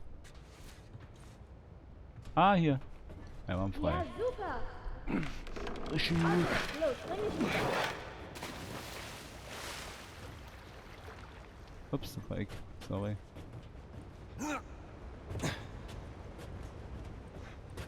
Aber bestimmt ein bisschen was verpasst. Eben. Da oben war bestimmt noch was.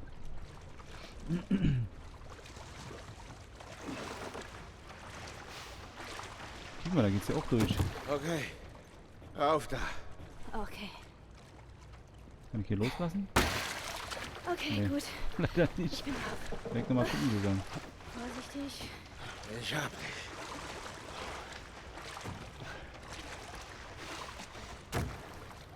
Ah, wir brauchen noch was. Wir kommen doch da ja nicht rüber.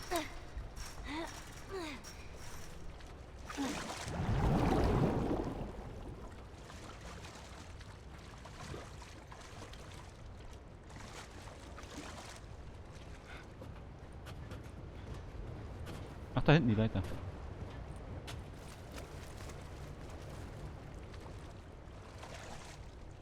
Können wir doch noch mal gucken, wie.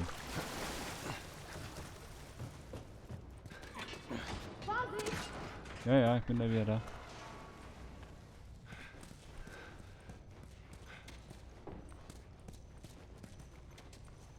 Ach so. Also bei kommen.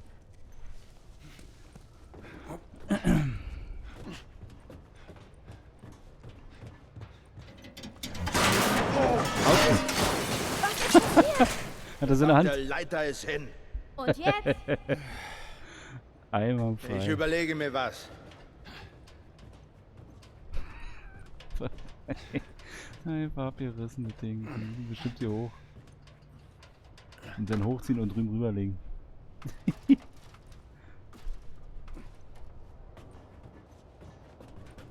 Ups.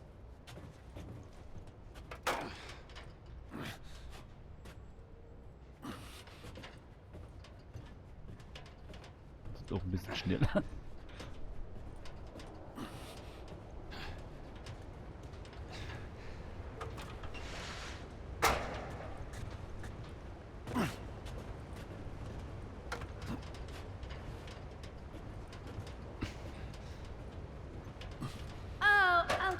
Gute Idee. Zack. Und rüber.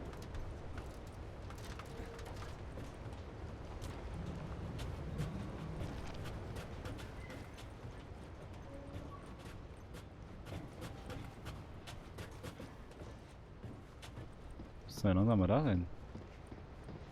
Oh Mann. Lass mich vorgehen. Oh, Du oh. kommst mir dann nach. Okay, ich folge dir.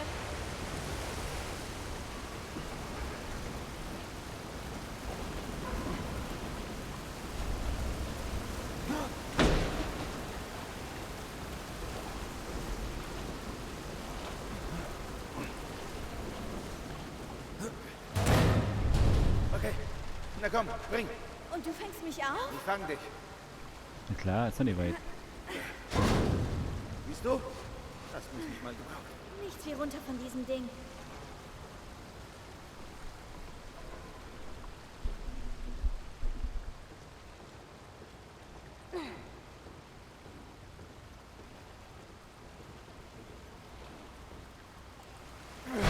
Ach, du Kacke. Ellie! Na, Ellie, los! Werden jetzt durch. Scheiße! Runter. Ja. Scheiße. Luft doch mal!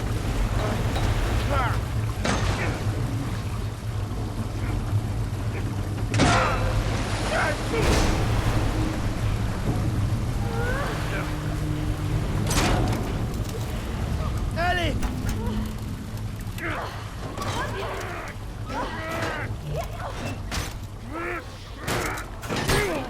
Schön, dieses Schirr aus.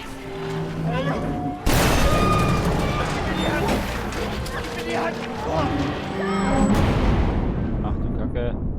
Ellie ist unter Wasser, die kann doch nicht schwimmen.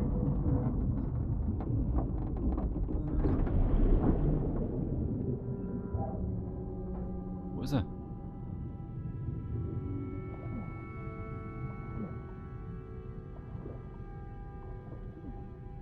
Da.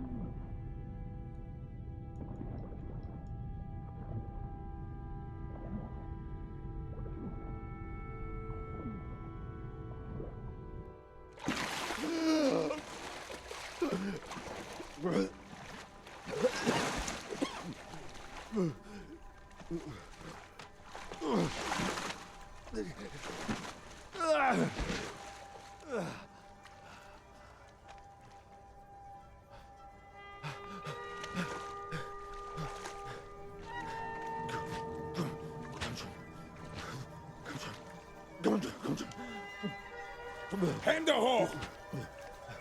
Sie hat mit nicht. Nimm endlich die Hände hoch! Komm schon!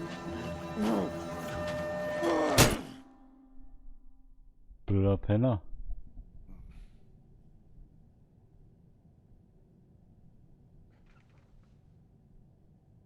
Willkommen bei den Fireflies.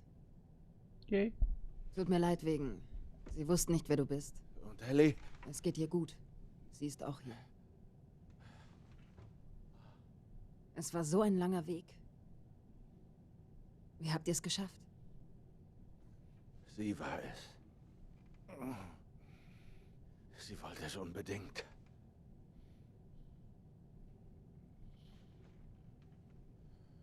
Vielleicht ist es auch Schicksal.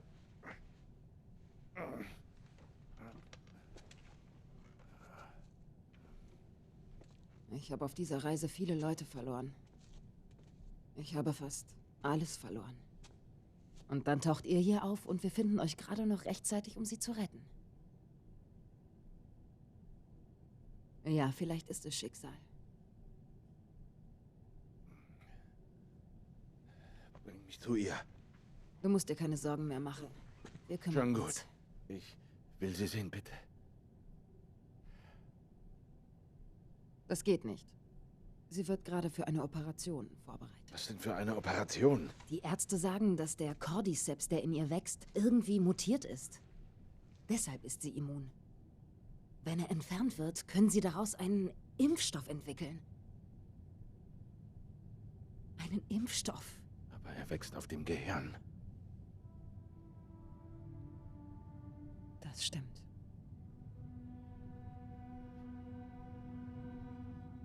Sucht jemand anderes. Es gibt niemanden. Hör zu, du zeigst mir jetzt... Aufhören! Ich verstehe dich.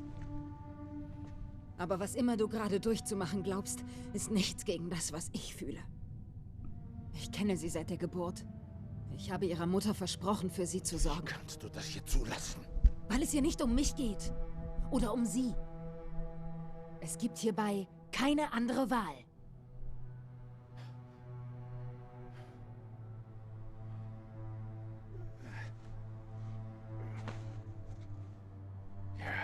Ja, red dir diesen Scheiß nur weiter ein.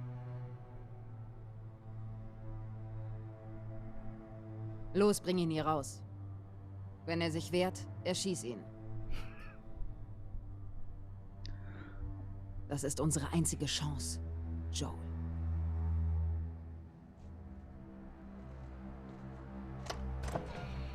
Oh Mann, oh Mann, oh Mann, oh Mann, oh Mann. Steh auf. Ich sagte, steh auf.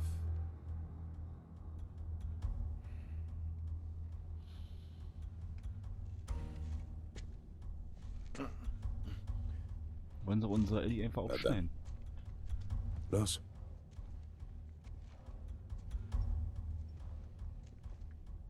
Befick dich.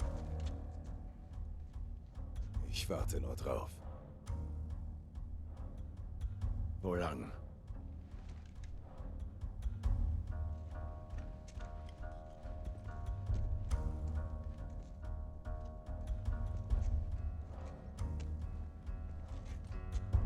Was soll der Scheiß? Geh weiter. Na los, geh weiter! Wo ist der Operationssaal? Na los, red schon. Wo? Wo? Oben den Gang runter.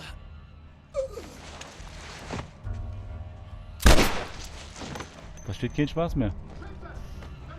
Ja, nee, wenn es um Ellie geht.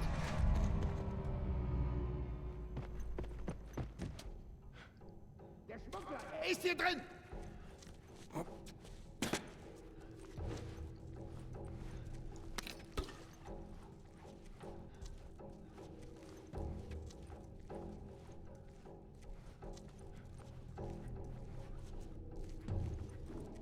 Ist er alleine oder waren das zwei? Zwei.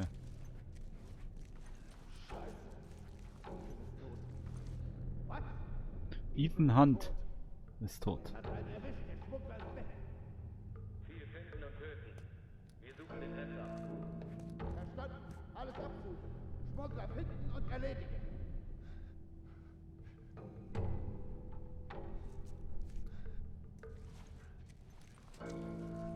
Das gefällt mir nicht.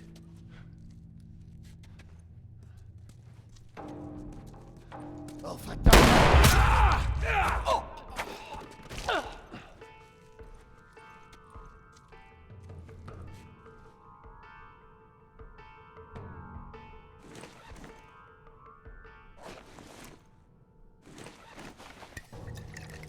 Komm mal noch schnell.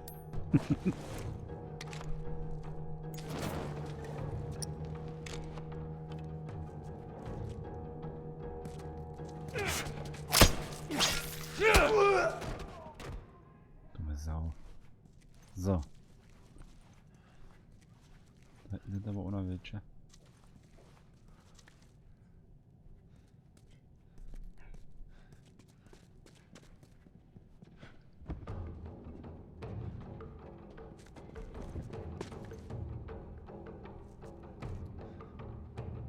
Und das zweite, wo ist denn jetzt der zweite? Ach du Scheiße!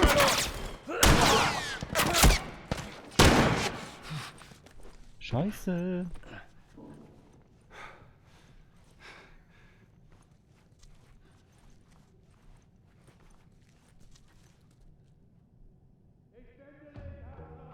Ich sehe in diesem Bereich nach. Ihr Jungs, sucht da drüben. Irgendwelche Überraschungen für mich?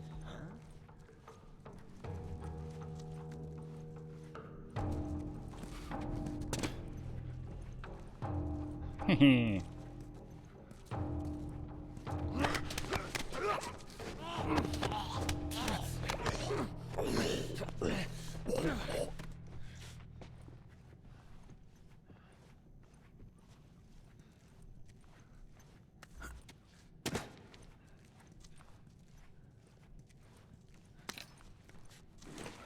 wir jetzt bauen? Nee, wa? Ne, noch nicht. Brauchen noch mehr Klingen.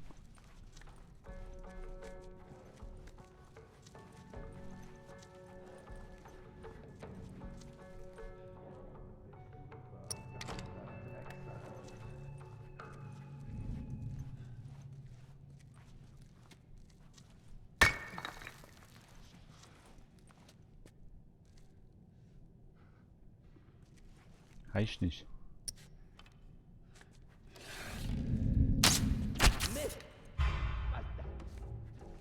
Die gehen nicht mehr kaputt bei einem Schuss.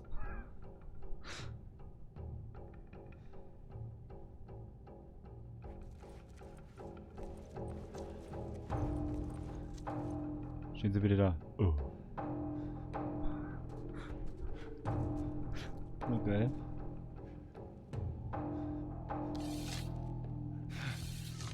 Die sehen es ja nicht.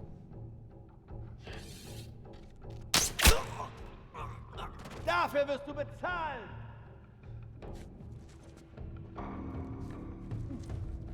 Soldat getroffen! Umgebung durchsuchen! Glück gehabt. Glück hatte nichts zu tun. Oh, eine neue Waffe. Yeah.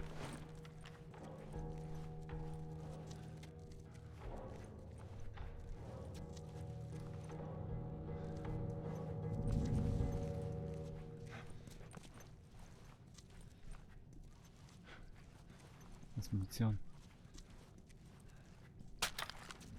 Und ein Pfeil.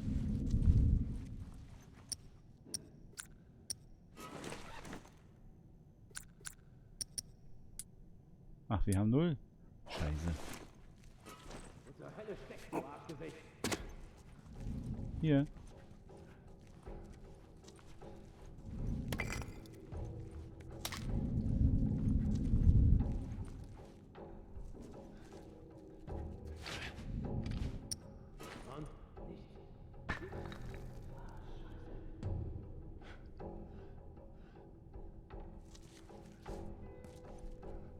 Kriegt ihr einen Pfeil?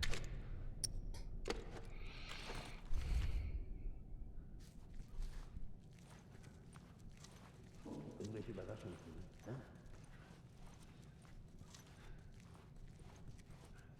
Was ist denn da hin? Da.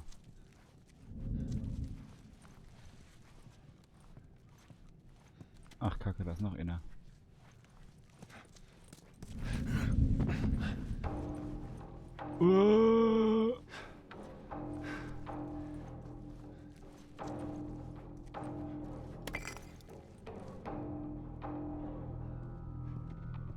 Verdammter! Mach hin, mach hin, mach hin. Du bist tot, Arschloch! Gar nicht. Oh.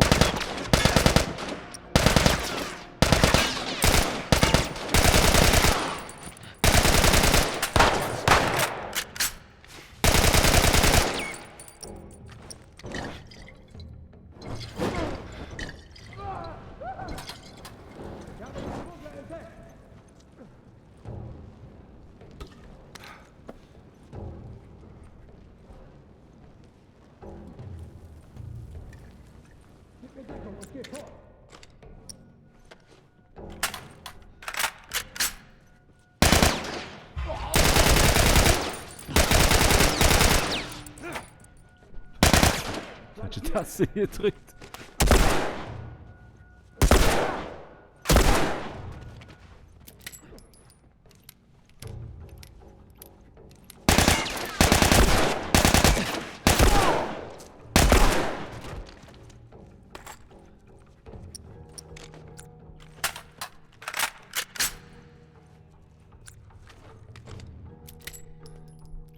Puh. Ist ja was los.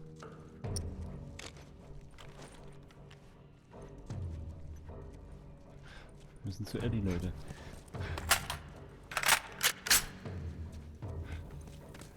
Also hätten wir kommen können. Wir müssen hier weiter. Dadurch.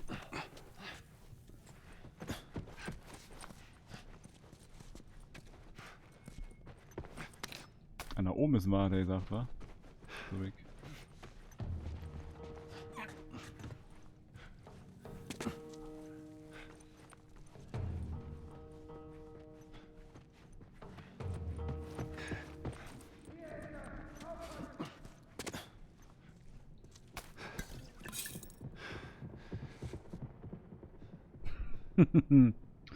Einmal frei.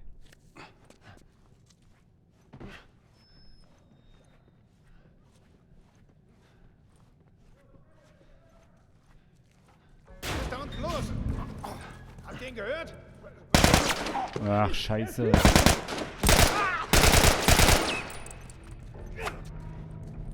Kommt die doch wieder zurück.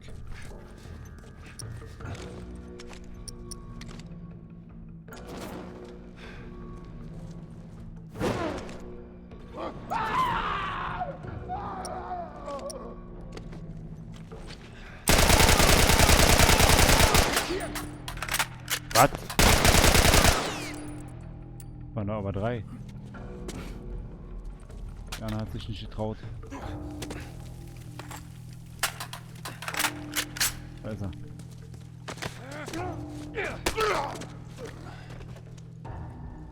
Ja, Mann.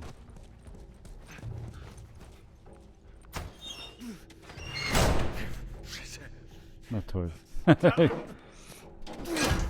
So, ist ja gut. Ein bisschen hoch. Oben hat er gesagt.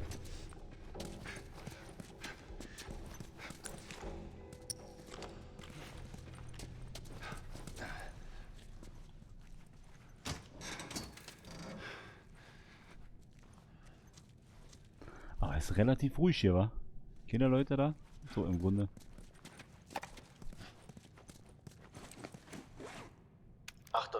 April. Marlene hatte recht. Die Infektion des Mädchens ist außergewöhnlich. Der Grund für die Immunität ist unbekannt. Bisher zeigten alle Fälle, dass die Antigentäter des Cordyceps im Serum und in der Rückenmarksflüssigkeit hoch bleiben. Blutkulturen der Patientin entwickeln unter Laborbedingungen rasant Cordyceps. Die weißen Blutzelllinien bleiben jedoch normal, sowohl prozentual als auch absolut. Es gibt keine Erhöhung des proinflammatorischen Zytokins. Ein MRT des Gehirns zeigt keinerlei Pilzbefall im limbischen System, was normalerweise mit dem Prodrom Aggression infizierter Patienten auftritt. Unser Ziel muss sein, diesen Zustand unter Laborbedingungen herzustellen. Wir stehen vor einem Meilenstein der Menschheitsgeschichte, wie der Entdeckung des Penicillins. Nach Jahren fruchtloser Forschung sind wir fast am Ziel. Haben Erfolge und schenken der menschlichen Rasse wieder Kontrolle über ihr Schicksal. Alle unsere Opfer und die vielen Männer und Frauen, die alles gaben. Es ist nicht umsonst gewesen. Aber dann nicht unsere Ellie. Jetzt die Frage, was ist jetzt? Ja. Ist ja nur die einzigste. Also die einzigste Bekannte.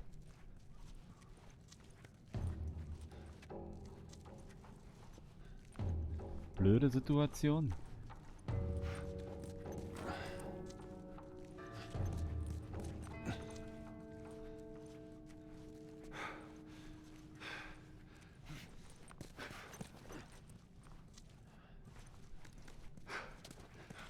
Da hinten. Da war eine Schere. Bisschen Crepe. Malercrepe.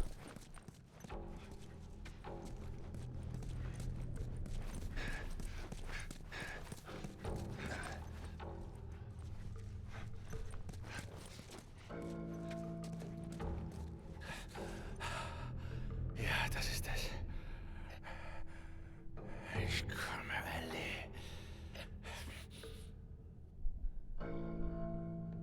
Ich weiß nicht, was er da sehen will, aber wir gehen mal dahin.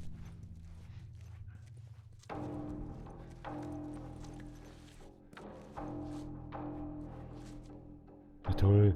Hier läuft er ja nie weiter. Doch jetzt.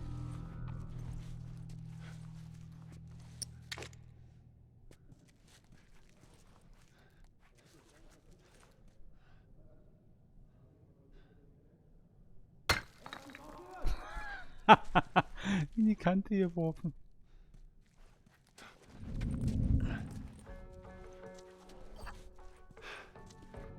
Sausewind.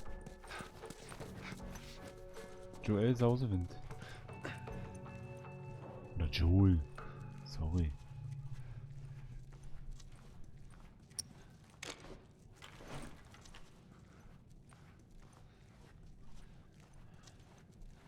Ups. Boah, krass, die leuchten immer hier.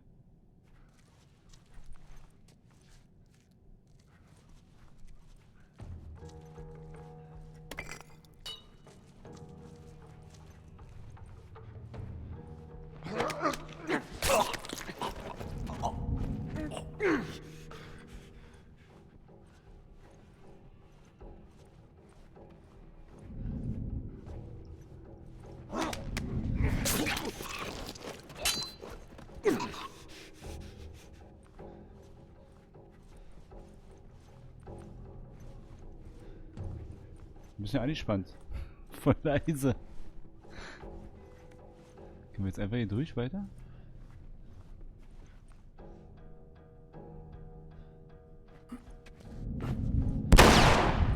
Was? Was?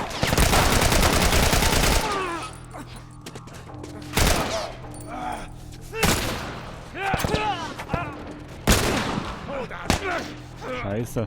Die habe ich gerne gesehen, die gehen. WTF. Einfach durchrennen. Jetzt wissen wir Bescheid, dass wir die töten, dass wir da nicht rüber dürfen.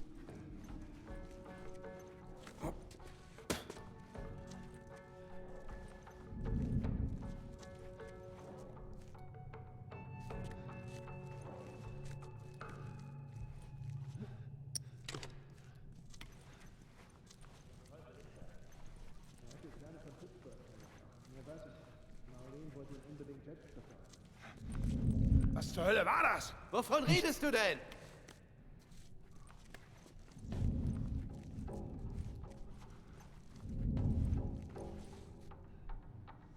Oh oh.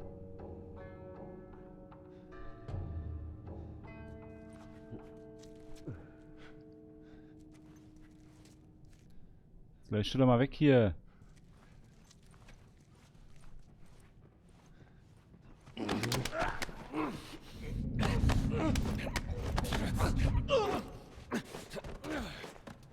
Oh, das war richtig knapp.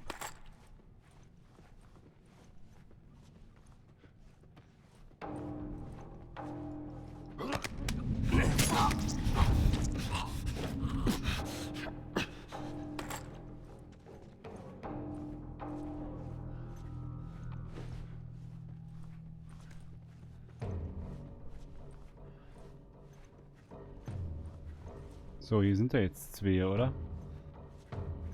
Wo sind die denn?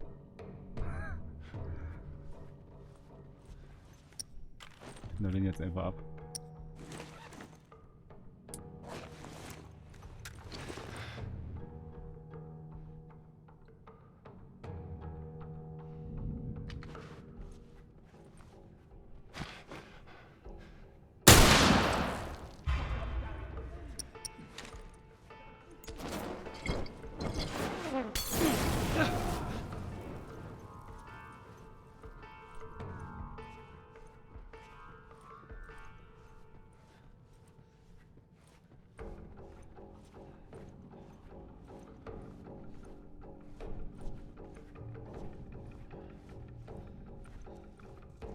Ihr seid Dödel. Du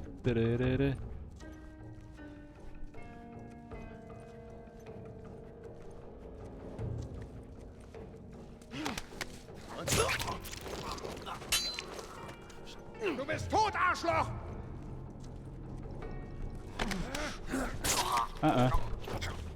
Einmal frei. Warte, oder? Voll. Das ist ja der Hammer. Jo. Warte mal, ich glaube, wir müssen noch ein Messer bauen, wenn ich kann. Ja. Achso, hier und. Oh, können wir leider nicht.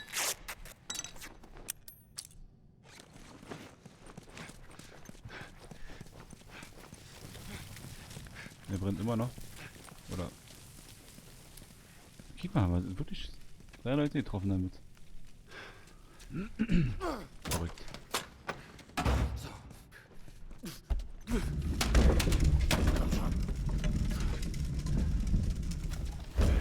Das verschafft mir etwas Zeit. Junge! Aufgekickt. Chuck Norris. Hey, Anna. Es ist schon so lange her. Ich habe gerade in die Operation eingewilligt. Ich bezweifle, dass ich eine Wahl hatte. Mich zu fragen war eher Formalität. Du musst wissen, dass ich mein Versprechen gehalten habe.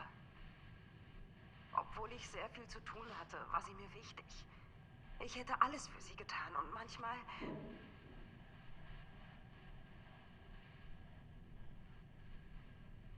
Nur sie kann uns retten. Uns alle. Danach haben wir gesucht. Du damals auch.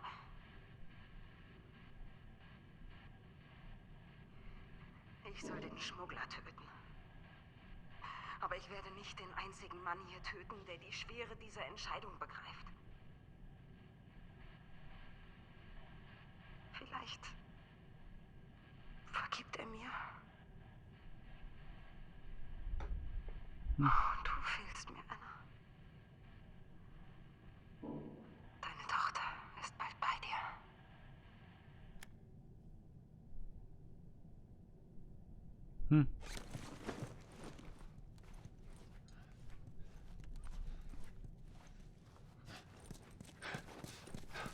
Das ist der Operationssaal, oder? Oh, da sind sie. Da sind sie am Werk hin.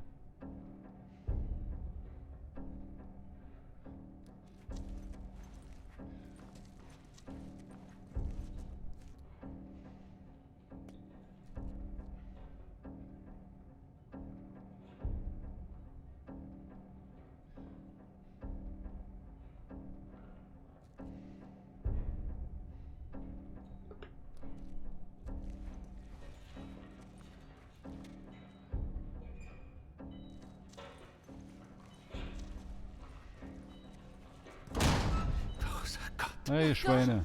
Was machen Sie hier? Ich gebe sie Ihnen nicht. Denken Sie, kommen Sie ja nicht näher. Ich warne Sie.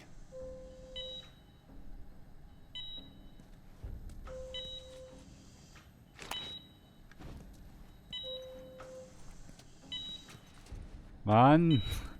Ich würde den Arzt nie abknallen. Die können doch auch nicht dafür. Jedenfalls nicht die Bänen da hinten. Aber der lässt uns nicht vorbei.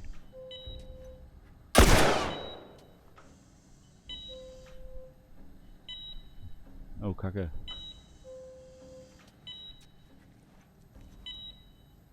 Nein! Sie widerliches Schwein! Ich wollte ihn nicht töten, deswegen habe ich ihn noch ins Bein geschossen.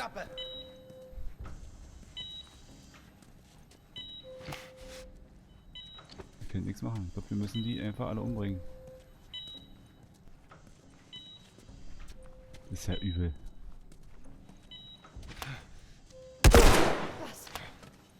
Was haben Sie vor? Das dürfen Sie nicht! Er sagt doch gar nichts.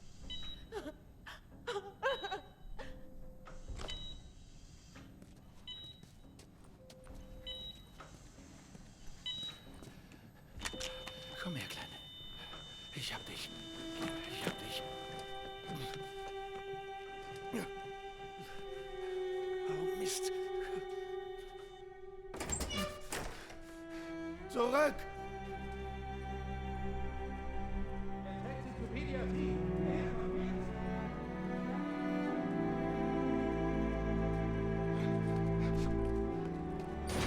Mist. Er ist hier! Ich bring dich hier raus, Kleine. Ich hab dich. Ich hab dich.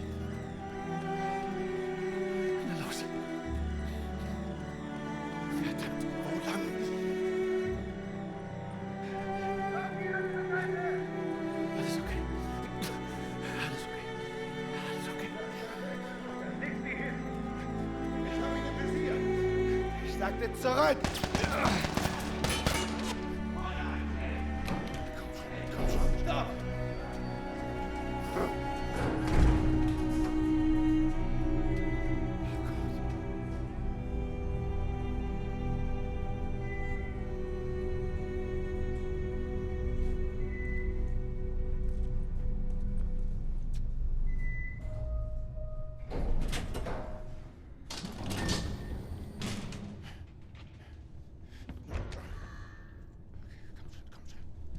Du kannst sie nicht retten. Selbst wenn du sie hier rausschaffst, was dann? Wie lange, bis sie von ein paar Klick in Stücke gerissen wird? Oder bis sie vergewaltigt und ermordet wird? Das ist nicht deine Entscheidung. Sie wollte das. Und du weißt es. Hör zu. Du kannst hier immer noch das Richtige tun, Joel. Sie wird gar nichts spüren.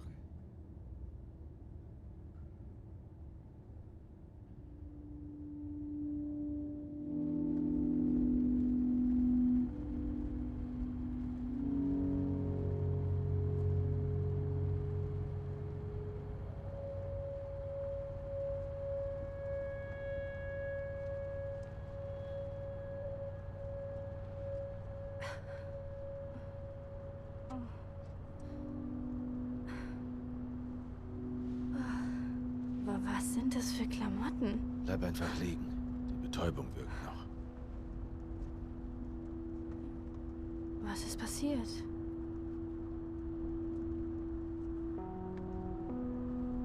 Wir waren bei den Fireflies.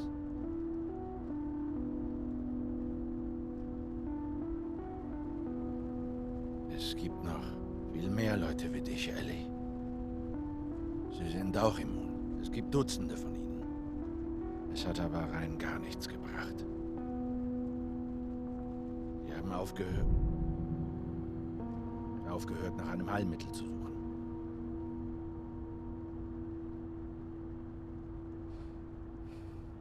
Wir fahren nach Hause.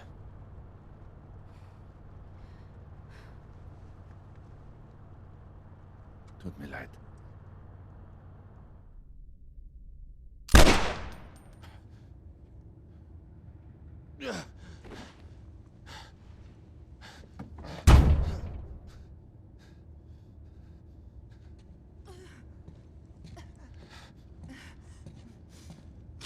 Warte!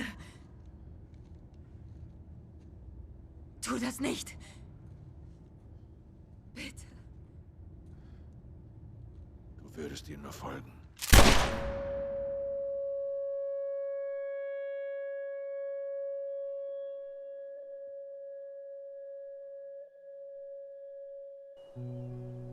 Puh.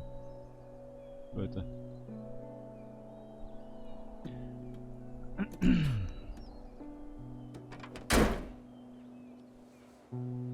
Sei vorsichtig.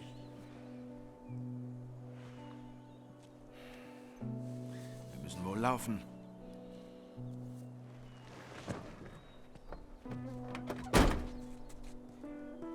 Wir müssen immer geradeaus. Okay. Eigentlich ganz schön hier, oder? Ja.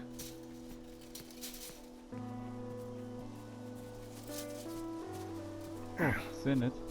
Pass auf deinen Kopf auf. So, ich hab es.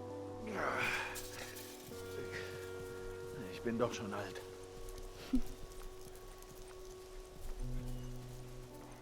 Ich hab's dir noch nicht erzählt, aber Sarah und ich sind viel so gewandert. Sie war fit. Ich musste mich anstrengen. Ich glaube, ihr hättet euch gut verstanden. Ich glaube, du hättest sie gemocht. Du hättest ihr gefallen. Ja. Oh. Schau mal da. Wir sind fast da.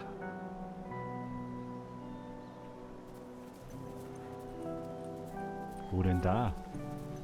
Es ist nicht mehr weit.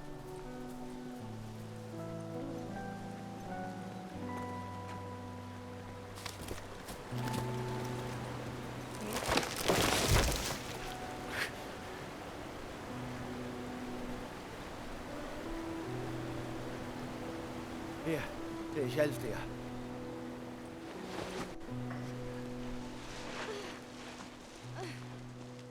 Okay, na komm. Hey, warte.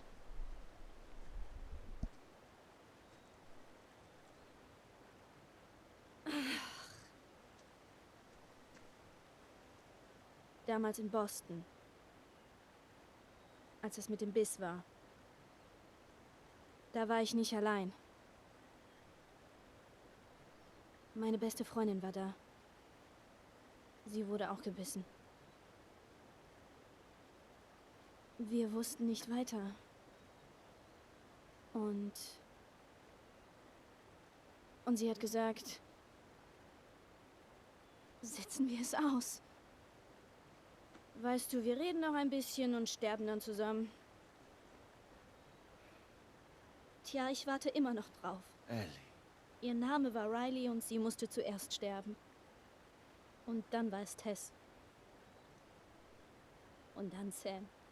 Nichts davon ist deine Schuld. Nein, du verstehst das nicht. Ich hatte viele Probleme mit dem Überleben. Aber was auch passiert. Und man findet etwas, wofür es sich lohnt zu leben. Und ich weiß, dass du das jetzt nicht hören willst. Schwör's aber mir. Schwör mir, dass alles, was du über die Fireflies gesagt hast, wahr ist. Ich schwör's.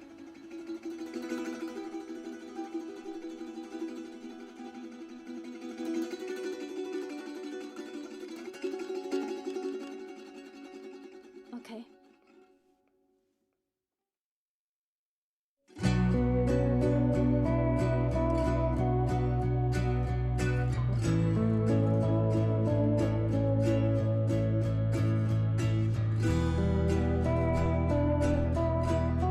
Okay.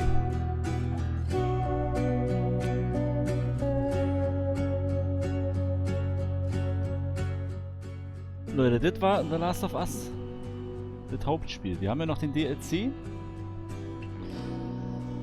Da zeigt man noch nicht, was das ist, werden wir ja dann sehen. Und ja, hat er eine kleine Notlüge gewesen von Joel. Ja. Ich hab ja fast geweint. Ne, sehr geil. Eine der besten Spiele auf jeden Fall. Kann man schon so sagen. Obwohl das jetzt ja nicht lange gedauert hat. 4 Livestreams. 4 Parts. Wisst nicht, wie lange waren das jetzt? 20 Stunden? Ungefähr? Ne, 20 Stunden waren nicht.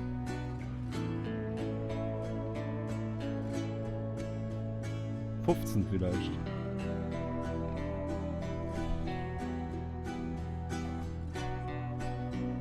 Wir lassen die mal noch zu Ende laufen hier und gucken, ob noch was kommt, aber ich weiß es nicht. Ist zu lange her.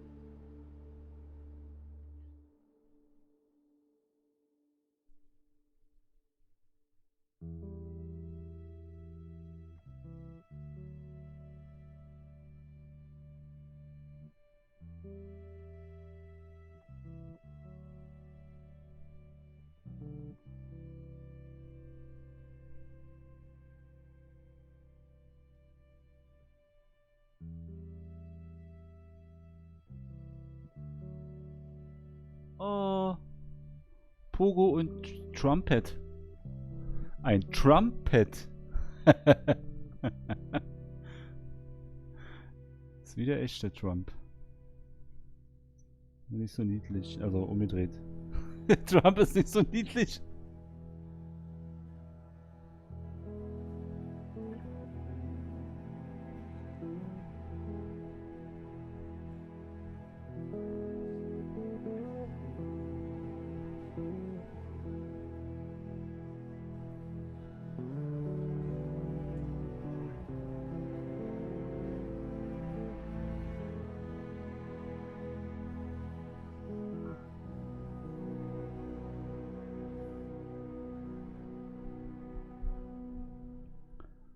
Naja, ist ja wenigstens nicht so lang, so wie es aussieht wie bei Far Cry, wo das eine 15 Minuten ging.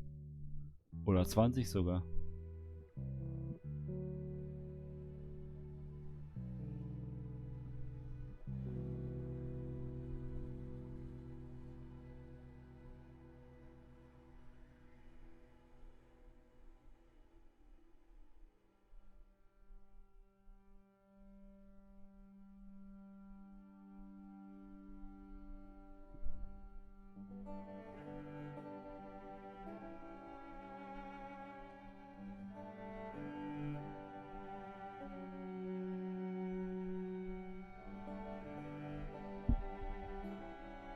Ja, Ines, ist vorbei. Aber wir machen nächstes Mal machen wir den DLC.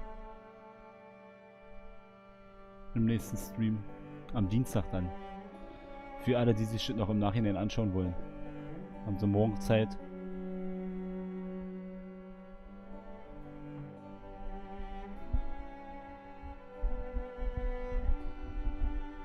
War sehr schön und traurig.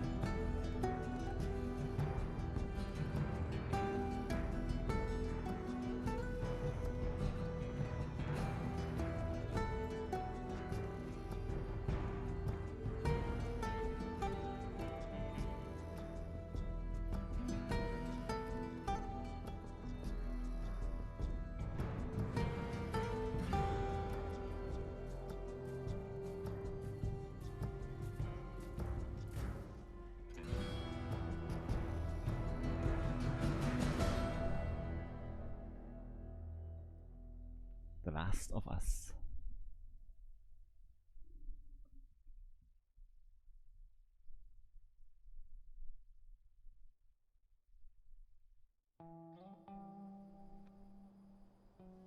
Das wart. Jetzt heißt es warten auf Part 2 oder auf den DLC, der übermorgen kommt. Ja, Part 2 ist ja auch schon angekündigt. Und im Trailer sieht man, glaube ich, dieses Fenster da so, ja. Da sitzt er da an dem. Sieht jedenfalls so aus. Als ich den Trailer letztes Mal gesehen habe. Vielleicht habe ich es auch bloß falsch in Erinnerung. Aber hier, den machen wir im nächsten Part hier. Multiplayer gibt's auch, ob der noch geht, keine Ahnung, habe ich nie gespielt. Gucken wir bei Optionen, weil hier gibt es ja glaube ich auch, ja, habt ihr nicht so was wie Bilder und so zum Angucken nach dem Durchspielen?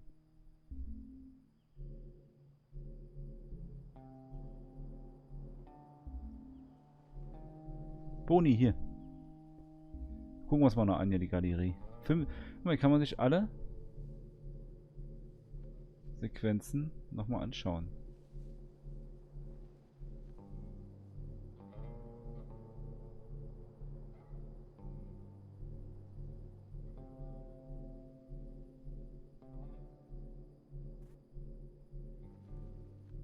Ist schon eine Menge. Hinter den Kulissen. Das mache ich mal an. Vielleicht nehme ich die mal alle hintereinander auf, so als... Gibt es bestimmt eh schon bei YouTube zuhauf. Aber... Gucken wir uns den mal an. 17 Leute, ja, also bei uns ab 18.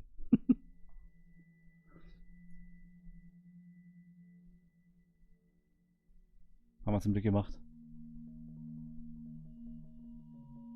Yeah, making the new IP is, how can I put it? It's just don't do it. It's insane. I mean, it's a very difficult process. You have more questions than you have answers. Especially when you come from like, you've been making Uncharted 1 and Uncharted 2, just kind of like, now like things are going, you just kind of like good momentum. And then suddenly that momentum like just drops, it stops. It's a very challenging process to create a new IP, and you're gonna fail over and over again. But that's what it takes. New IPs are really hard. They're hard because you don't know what's fun yet. You're building new tech, new AI, establishing new characters, new art, all this. You don't get that controller in your hand for like 6 months to a year. You don't know what it is yet. I remember like ages ago coming on the project and what are the infected gonna do? Like, what are they gonna do? They're gonna behave like this. I'm like, okay, we're like trying to imagine what's gonna happen. Fast forward like 4 months, they don't do that at all because it didn't work, right? It's hard mode, right? Like it's game development on expert. There's a big thing about making a game, right? Which is a game has to be fun. You get your first build where everything's working. You got player mechanics. You can walk around the world. You can shoot. You can melee attack people. You've got the AI in there. They're very intelligent, very difficult, and it's totally not fun because they snuck up behind you and murdered you in a second, and there was no way to figure out what was going on. We're making a game, by the way. Hey, James.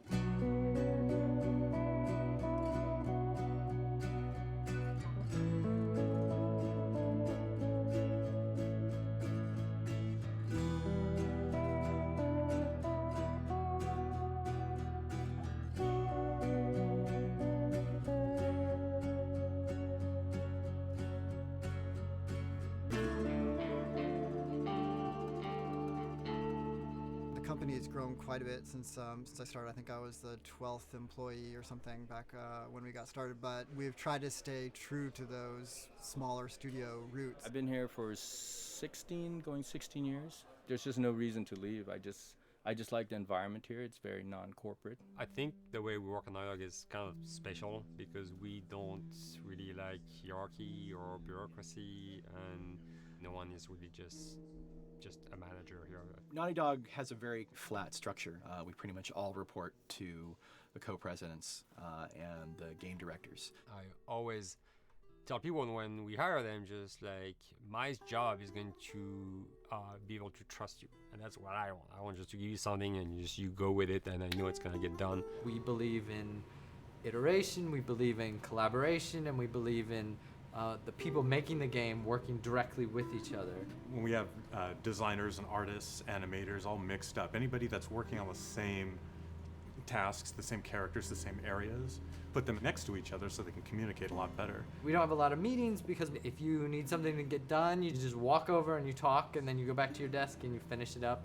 And I really like that. I like when I just walk in the office and I see just designers talking with the programmers or programmers over the animators and talking to them. I think that's when really the magic happens. Naughty Dog, we really try to cultivate a culture where anybody can criticize anybody else's work. And we encourage people to be blunt about it and not try to sugarcoat it too much. It takes too long to be nice sometimes. It's not personal. It's based on more like how can we make a better game. We want everybody to have a voice. We want to cut out all the bullshit if we can, making sure that people are making decisions not based on ego, but what is going to benefit the game. When you see that people trust your opinion and that they value it, it's such a great feeling. You really feel like you're working as a team on a collaborative effort. We want to sort of remember where we came from and you know why we were successful then and try to continue that success now. We make games. That's what we like to do. Back when Uncharted 2 wrapped up and we decided that we were going to build the second team and create a new project, we kicked around a lot of ideas. One of the very earliest ideas was to go back to Jak and Daxter. It's really near and dear to us. We really love those characters in that universe, and we think that there are some interesting stories still to be told there. We started to realize that it was not going to do justice to the franchise that the fans had fallen in love with. It would be shifting it so far in a new direction that we felt that effort would be more justified in developing a new IP. Neil and Bruce came to Christoph and I and said they wanted to do a post-apocalyptic game. I think the core essence of what they wanted to do, though, was to try to tell a story about two people and how their relationship evolved over the course of the entire game. That potential, oh wow, there is something very special about that game. This is going to be polished. Like, you're not sure if it's gonna work or not, and you have doubts. And like, should we be doing a game like that? Should we be doing a first-person shooter? Whatever. Like, you ask yourselves all those questions. And the creative director and the game director are the core of the team that have to really see eye to eye. That's why you have that balance between like Bruce and Neil's gonna try to push just the story and the characters, and Bruce is going to try to push that with just the gameplay as well. And so it's kind of like those guys are just trying always to find the right balance between the two. It's a very delicate process. We feel that the interactive medium has an untapped potential to touch the feelings of the player. You have that connectivity, the fact that I'm actually in the world and participating in what's happening on the screen in front of me gives us some sort of advantage to make you feel connected with what's actually happening. At Naughty Dog, that's what we're trying to do, is pair story and gameplay together. If we can make you feel like you're actually with these characters on that journey and you're invested in those stories and those characters, then you're feeling, in theory, the same thing that they're feeling. As the story evolved and took different shapes and different forms, the thing that was always there was Joel and Ellie. And because of that, everything kind of grew out of that relationship.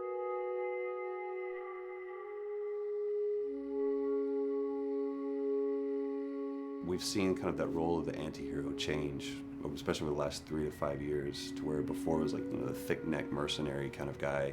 For this game specifically, for this story, we needed something new.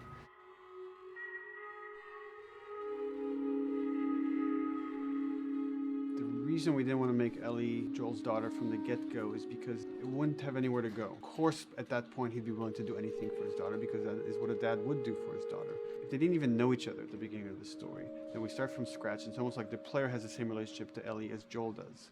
And we could take our time to build that relationship between these characters.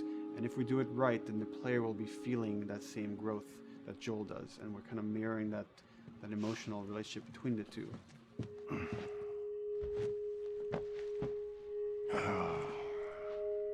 What are you doing? killing time. Well, what am I supposed to do?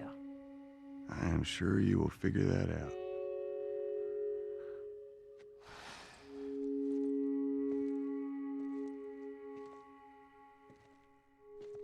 Your watch is broken. It's exciting that Neil wrote something like this, where he's like, I don't want to make the stereotypical characters. I want to make real people in this crazy situation and these forced to make decisions that are really tough. Like, what would we be like in those situations? I mean, we weren't consciously trying to pick male or female for characters. You just try to pick characters and just be honest with who they are. It almost doesn't matter, right? Joel's daughter could have been Joel's son. Ellie could have been a boy, and Joel might have been Tess. You could have swapped those roles, and I think the story would have still worked. The focus on female strength, it's so unique. You get to see what's so powerful about a woman through all of these female characters, which makes this game wonderful and unique. There's a crew of Fireflies that'll meet you at the Capitol building. That's not exactly close.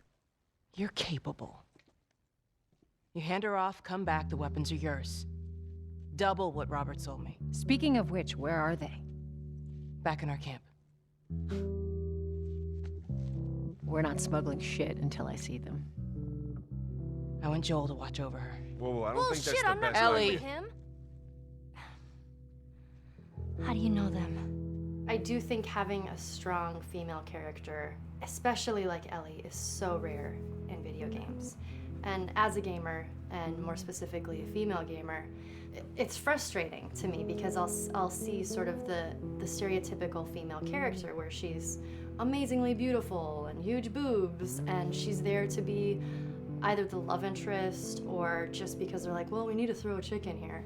We've seen the strong woman or we've seen the weak woman. We haven't necessarily seen the empowered woman from this kind of standpoint. And there's that beautiful scene where Joel finds her inside the house and she's reading through this girl's journal going, is this really what they used to worry about?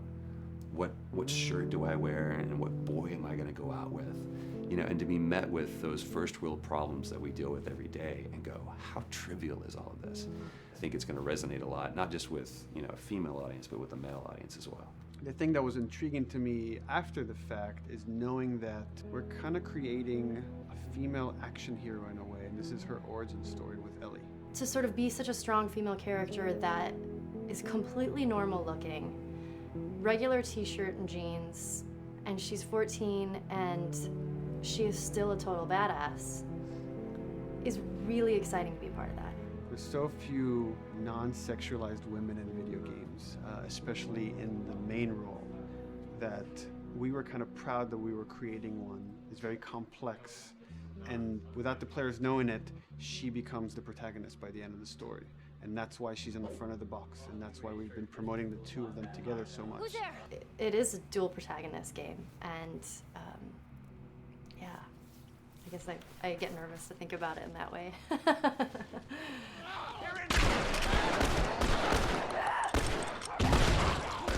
We couldn't talk about it. In fact, in interviews we've been lying about it, saying you never play as Ellie because it was so important for that to be a surprise. Sorry, journalists. Here we go.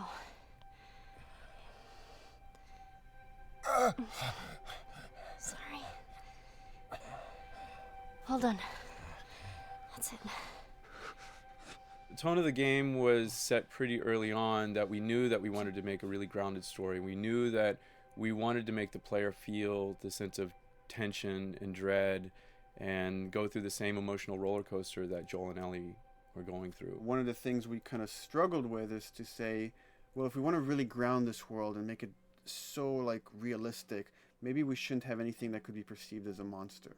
Maybe like by just having an infection that just killed people, and it's all about humans and how they deal with this post-apocalyptic society and how different people decide to survive. Maybe that would be enough.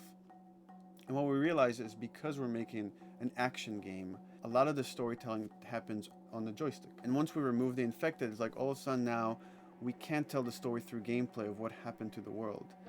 And that's where we kind of went back and kind of brought the infected back in, because it lets you see, once you're fighting them, the threat that people had to deal with that otherwise would just be very cerebral and people could talk about it, but you couldn't necessarily experience it yourself. In a novel that might work, In a game for us, specifically an action game, it didn't work. And from there, when we start kicking around those ideas, and we're just like, what would be cool just to play? The early inception for it really came from a BBC video we saw called Planet Earth, where they were talking about a cordyceps fungus. This cordyceps fungus gets inside of the brain and controls these ants, and mandibles start chomping, they grow up to higher areas, cordyceps fungus sprouts out, and then it germinates. And essentially uses them to spread its infection and take over whole colonies, sometimes wiping them out. As soon as we saw it, we were intrigued by the idea of what if it jumped to humans?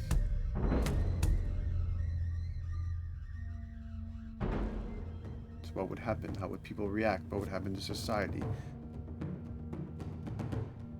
As we're trying to develop the look of the infected, we went through so many different iterations, some that looked really alien and subhuman, some that looked just essentially like zombies, and we couldn't find like an original place for them. But one of our artists just did this kind of photo mashup where he took a bunch of images of diseases or images of fungal overgrowth, and he kind of mashed it all together and he threw it on this person. It was a very iterative process, making sure that the fungus felt properly integrated, like it was part of the body, growing out of the body. And not just fungus growing on the head, but it's tearing the face apart, cleft down the middle, this gaping maw of a mouth with the crooked teeth. And it's in great agony as its humanity and its brain is still somewhat functioning. Maybe you still have some human cognitive abilities or the thought process back here. This isn't some decaying corpse on the ground. This is a living thing that's going to be coming after you in the world. The fungus is always the focal point. So you can see from a distance, oh, this guy's infected. I can tell straight away. In fungus, they have these beautiful saturated colors, and we really like that conscious of this something so horrific that it's going to like stop at nothing. It's relentless force of death, and yet elements of it are beautiful. It's not just about gore. It's not just about everything about it being scary, because to us it's actually scarier when things on it are somewhat benign or somewhat beautiful. It was evident that we were onto something that was quite a bit different and something that we hadn't really seen before, which was eerily human but very disturbing. And it seemed so creepy and so unique that right away we gravitated towards it, and it's like, this is our base infected. Everything should kind of come out of this look.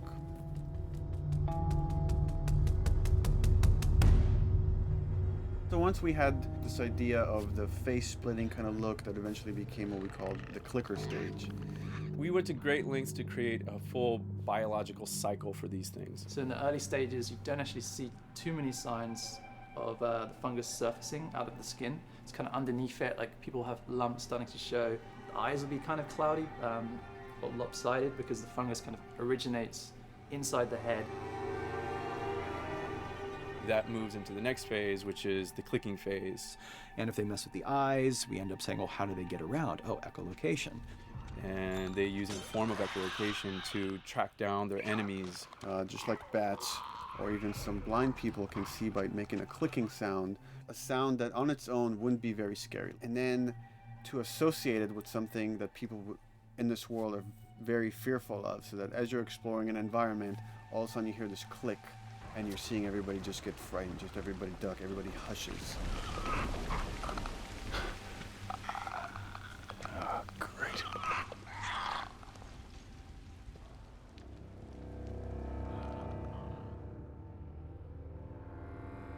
The bloater is the most severe of the stages. So large pieces of the body has been replaced by these kind of fungal plates. The fungus completely takes over the body and blooms. They're kind of covered in things that have been growing on them. Things like moss and like little life on life kind of. What the fuck is that? When the infected feels like it's going to die, it finds like a dark corner and it becomes part of the environment. The human elements aren't there anymore. And then the body is gone. They lay down and sprout and then spew spores. And if people can breathe those spores, they become infected as well. It all had to kind of make sense of how each stage flowed from one to the other. And that's hopefully how we've created a world that you can kind of look through it and understand the science behind it and say, I could buy this, I could get into this.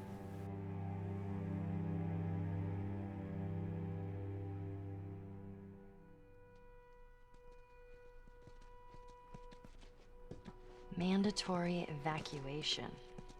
Evacuate to where? What do you think? Quarantine zone. See, some places got a heads up before the infection showed up. Most didn't. Over the course of Joel and Ellie's journey through this game across America, you find all these different societies, all these different enclaves, and you get to see how do they deal with the infected. Without the manifestation of this infection, you can't have these people making those interesting choices.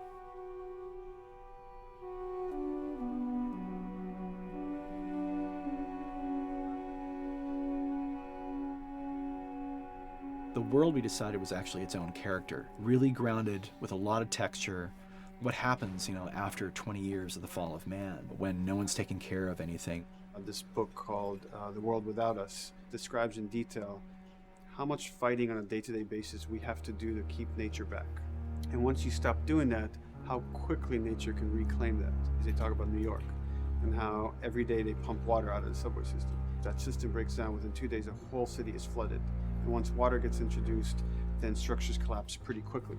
Trees will sprout, and wind will carry those seeds over, and gutters get clogged, and then when it rains, water fills up, and then pretty soon you have vegetation growing over there, and once you have vegetation, concrete breaks pretty easily for when there's a tree and roots breaking through that. Even some of the stuff we did on Uncharted, exploration of how temples were ruined, what if you took those ideas and put them in Pittsburgh or Boston? And obviously right when that happened, you can imagine that being pretty terrible to look at. But you think about 20 years later, and with rainwater filling up those sinkholes and then those becoming like little marshes with lily pads in them. We had this wonderful piece of concept art we developed really early on, and there are all of these wild animals that have escaped from a zoo and over the past 20 years have bred, and now they have herds roaming these cities. And that's something that tells you that life goes on and this world is worth saving.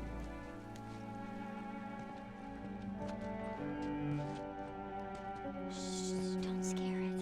I won't. What are you doing? There's something really pretty about nature reclaiming its domain once we are gone. So fucking cool. We have another level of OCD of the logic goes into some of these environments. Water damage seeps in, and then that creates some little moss growing on the floor, or a tree radiates energy from its base, and that over time starts to melt the snow around it. And that's the reason why you'd see those little rings of leaves showing through in the snow. That gives it that extra, believability. This is pitch art. I'll try to start with an idea that conveys sort of the feel of the environment. Something like this, very brushstrokey, very painterly. You can see not a lot of detail, just energy and conveying a mood. This is sort of just a conversation starter, and then this would be more of an actual space. So you start talking about, is this too tight of a space right here? Would the player even fit through there? Do we even want to include water? Those are conversations you start having a little bit later.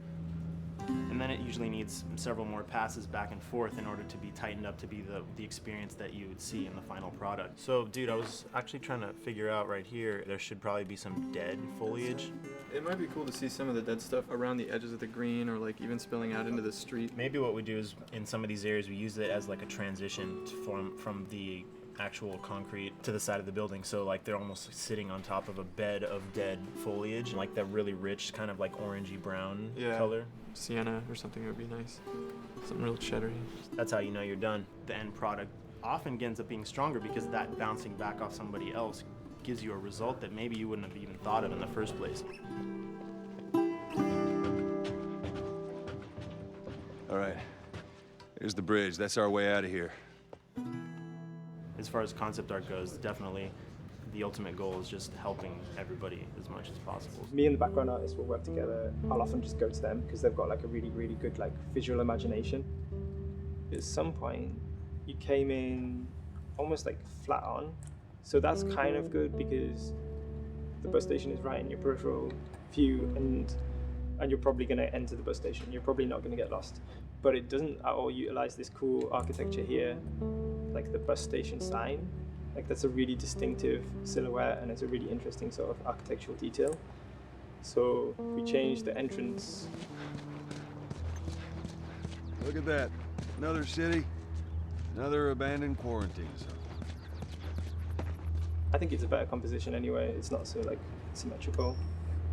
And I think that was done so that this sign read better. If you didn't see the word bus on it, you might not know it's a bus station. So I think that helps. Everything we're doing in the environments is relating back to what you should be feeling in the story or what's happening to these characters. So is that everything you hoped for? Jury's still out. But man, can't deny that view. Come on, this way. When we first came up with Ellie and Joel, we had this idea in our heads of who they would be, but we didn't necessarily know the voice. It took us a while to find our Joel, but for Ellie, I think Ashley was the second or third candidate to walk in, and right away we knew. Yeah, you know Why are you so scared all of a sudden? Because I'm a coward, okay? So just get your shit and let's get out of here. Damn it. I'm not like her, you know. What? You think I'm gonna end up like your daughter? The way she delivered the lines, the way she just embodied that character is like, that's Ellie, there's no question about it. And I saw the character artwork and I related to her a lot. I mean, she's kind of a tomboy and she's kind of tough, and I mean, obviously I'm not 14, and I think that's the main difference between the two of us. I read the scenes and I was like, I need to play this part. You wanna be my hero? Forget the whole bit about saving my life. Buy me a stack of these bad boys instead. Where'd you get that? Back at Bill's. I mean, all this stuff was just lying around. And then once we had her, we said, okay, well, we're gonna do another round, and we're gonna have Ashley this time in the casting sessions. The chemistry of these two characters was imperative to get right. Troy was a really interesting casting for Joel, because when you see Troy, he doesn't look like Joel at all. You know, he's so handsome and he had like, you know, the frosty hair and totally looked like Final Fantasy. And so I'm like, yeah, I don't know. He's like this tall, pretty, it didn't seem right. I walked into the room fully aware that I was the youngest person that they were seeing for this role. There was a line that was in the audition side that says that Joel has few moral lines left to cross. And so that became the anchor point to the character. But then as soon as he spoke and he had the grit in his voice, warm, yet kind of dangerous. And his movement is just like, you bought into it. Why are you so scared all of a sudden? Because I'm a big coward, okay? Now pack up your shit and let's go. God damn it. I'm not her, you know. What? You think I'm gonna end up like your daughter? Lily, you are treading on some very thin ice right now. It was Ellie and Joel. after he read, it was just like, that was it. I've done some video games in the past, but to be handed the mantle of a franchise like this was a pretty big honor. Is she alive? She's alive. She's David's newest pet. Ah! Where? In the town. She's in the town. You mark it on the map. It better be the same exact spot your buddy points to. Neil pulled me aside one day, and he said, I have some ideas. And as you're well aware, Neil is a little twisted. He came up with this character, and, you know, I just jumped at it. It was such a departure from everything I've done here for Naughty Dog, to say the least. Name's David. This here's my friend James. We're from a larger group. Women, children. We're all very, very hungry. To be able to put on a voice that, you know, hopefully a lot of people won't know, won't notice that it's even me. Because we didn't want it to be Drake. Drake eating people, that's a whole nother game. How did you put it? Tiny pieces. See you tomorrow, Ellie. You know, certain voices that I can do wouldn't fit the David's artwork, but he showed me the art, and I said maybe it's something like this, where everything's, you know, it's very quiet, and just, you know, he's not really sure, and the voice can break a little. And he just looked and goes, yeah, that's it. So I'd love to tell you, we hashed it over and we talked. No, it just, I looked at the picture and I tried something. He said, yeah. A few weeks back, I sent a group of men out a nearby town to look for food. Only a few came back. Turns out that the others had been slaughtered by a crazy man. And get this, he was with a little girl. You see,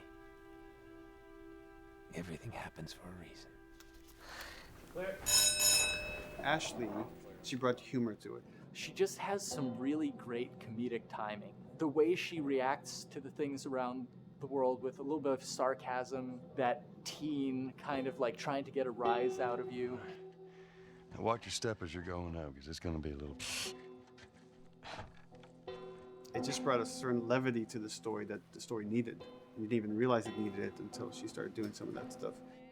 Oh, I'm sure your friend will be missing this tonight. Mm-hmm. It's light on the reading, but it's got some interesting photos. Now, Ellie, that ain't for kids. Whoa! How the hell would he even walk around with that thing? Get rid of that. Well, hold your horses. I want to see what all the fuss is about. Oh, why are these all stuck together? I'm just fucking with you. Bye-bye, dude. Throughout the course of shooting over these past couple of years, Ellie and I have kind of morphed into each other, which I know sounds so cheesy. Neil always asks, he's like, well, what would you do in this situation? I think the most important thing that Ashley brought is a sense of capability to Ellie's character that wasn't there in the beginning. The very first thing we shot involved her being pulled out of a car and attacked, and Joel was supposed to go save her. It was written that Ellie sort of was just kind of watching on the side, just waiting till he was done, and I was a little frustrated because I was like, well, if this were real life, I would do something. We did a couple takes, and at some point she walked up to me and she said, I feel like I'd hit him.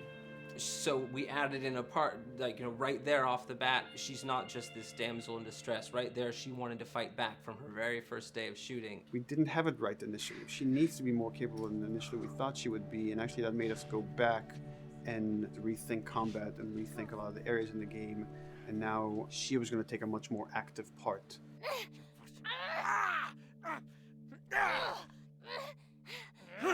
Anything that requires, you know, a lot of body movement, we do with the actors on the mocap stage, and we try as much as possible to use our actual principal actors, use their body motion as well as their voice. We captured all at once there on the stage. Having the actors perform as well as being recorded at the same time was imperative to get an accurate performance, because every time you split up the performance in any way, you lose some of that magic where they did a gesture or they delivered the line a certain way, and those things have to be in sync, or there's just something subconscious that's like off-putting about the performance when you don't do it that way. You are treading on some mighty thin ice here. I'm sorry about your daughter, Joel, but I have lost people too. You have no idea what loss is. Everyone I have cared for has either died or left me. Everyone fucking except for you. So don't tell me that I would be safer with someone else, because the truth is I would just be more scared. It gives you the most authentic, most realistic performance, because you're actually there, not just making your own choices, but making your own choices based on the other people that are involved in that scene. So you get this truly natural approach to things, and it shows up. It's like theater in the round. You can do anything from any angle, and the smallest, most subtle thing we'll be able to pick up. There's no place to hide. So you have to be as prepared as possible, because you have no idea which moments they're going to use. There are these little improv moments and, you know, little nuances that you get that probably isn't scripted, that just comes out of play, you know, while they're performing. That mistake that is just blossomed into a really good idea. Did we improv on The Last of Us? Yes.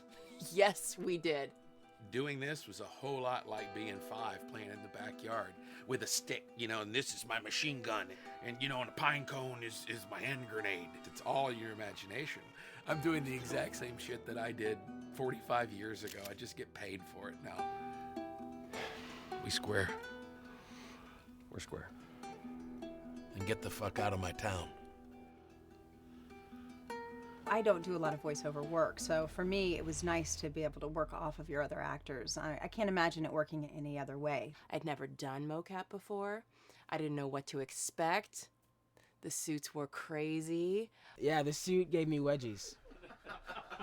Like, deep wedgies that I had to pick out with my middle finger. Too much information. Just how damn sexy I look in a motion capture suit. I look like 10-pound of sausage in a 5-pound casing in that thing, man. Once you get past the fact that like everybody else and you look like weird clown people with these little dots and stuff, once you like give over to that, it really was pretty easy to make it just feel like you're in the moment and in the scene. Everyone that was on this is a slam dunk. This isn't just another gig to them. And that creates a really cool energy for people to really start experimenting and playing jazz. Floor is yours. And action.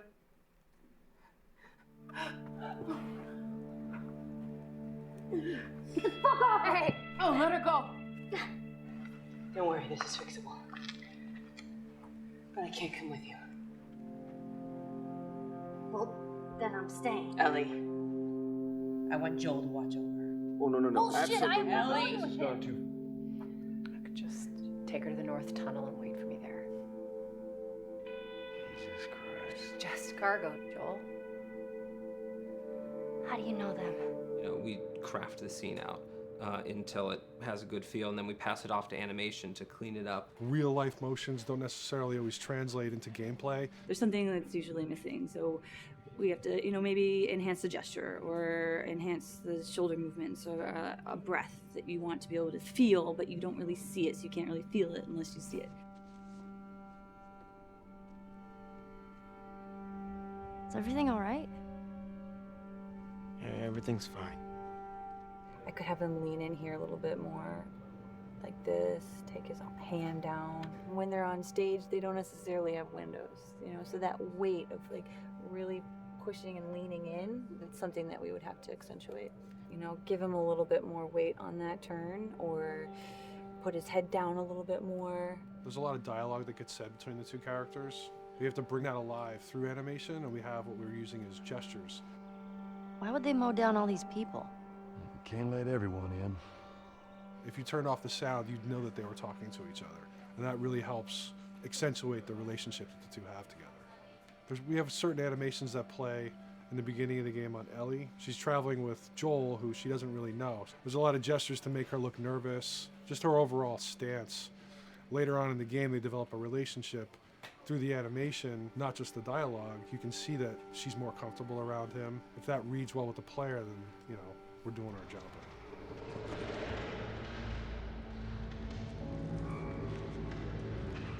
We want her to look scared when she gets a gun. We want her to look scared of the gun. So if she's gonna aim, she wouldn't be like super trained aim. She would be more like some scared. But at the same time, it needs to look cool and feel cool to the player that plays. It's really just these little tiny details that we're doing, and it's coming across. It's working out well. We don't do facial capture. We don't track eye movements on stage. It's just the motion capture data. Everything that you see on the faces is hand keyed. As you can see, this is all of her mocap data.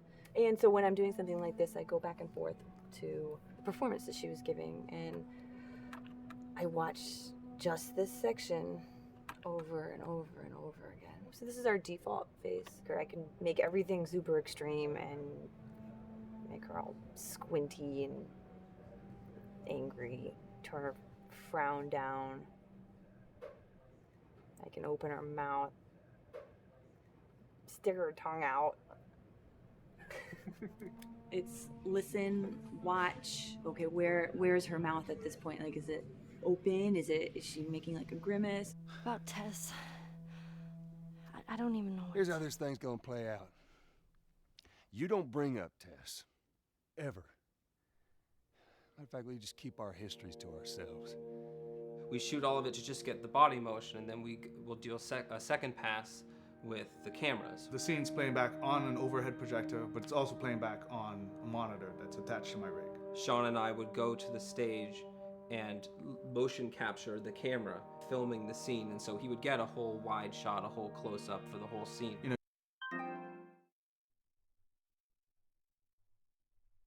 Ach du grüne Neune, Leute. Wir haben zu lange geguckt. Sorry.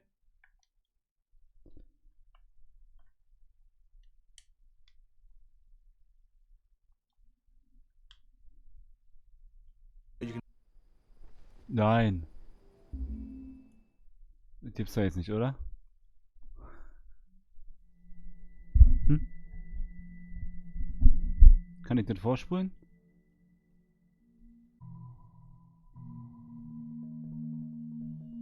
Oh no. Yeah, making the new IP is. Sorry, what Leute. can I say? It's just, Scheiße. Ich kann es nicht vorstellen. Ich mach's einfach im nächsten Video. Machen wir denn da. Ich werde das aufnehmen und dann werde ich es hochladen auf YouTube. Das ist ja jetzt ärgerlich. Ach, sorry. Egal, dann machen wir jetzt Schluss hier. Ich bedanke mich bei allen fürs Zusehen und sorry für das. Für das hier. Für das Ende. Ich kann es leider nicht vorspulen. Ich probiere mal nochmal. Untertitel aus, war noch an. Kommentar ein. Ach so, für die normalen Videos. Aber das ist, dass man das nicht vorspulen kann. Das wäre noch ein bisschen young. Wir haben ungefähr die Hälfte geguckt. Aber ich kann es nicht vorspulen. Leider, leider, leider, leider. Ja, ich werde das alles hintereinander aufnehmen hier. Und dann kann man sich das nochmal angucken. Gut, Leute. Wir sehen uns und macht es gut. Tschüss, ciao. Lasst ein Däumchen da. Und ein Abo und dann freue ich mich. Leute, ich mach Schluss. Bis dahin. Hi Beast und auf Wiedersehen. Tschüss, ciao. Bis dahin. Und habt einen schönen Wochenstart. Morgen ist wieder Alltag, Leute.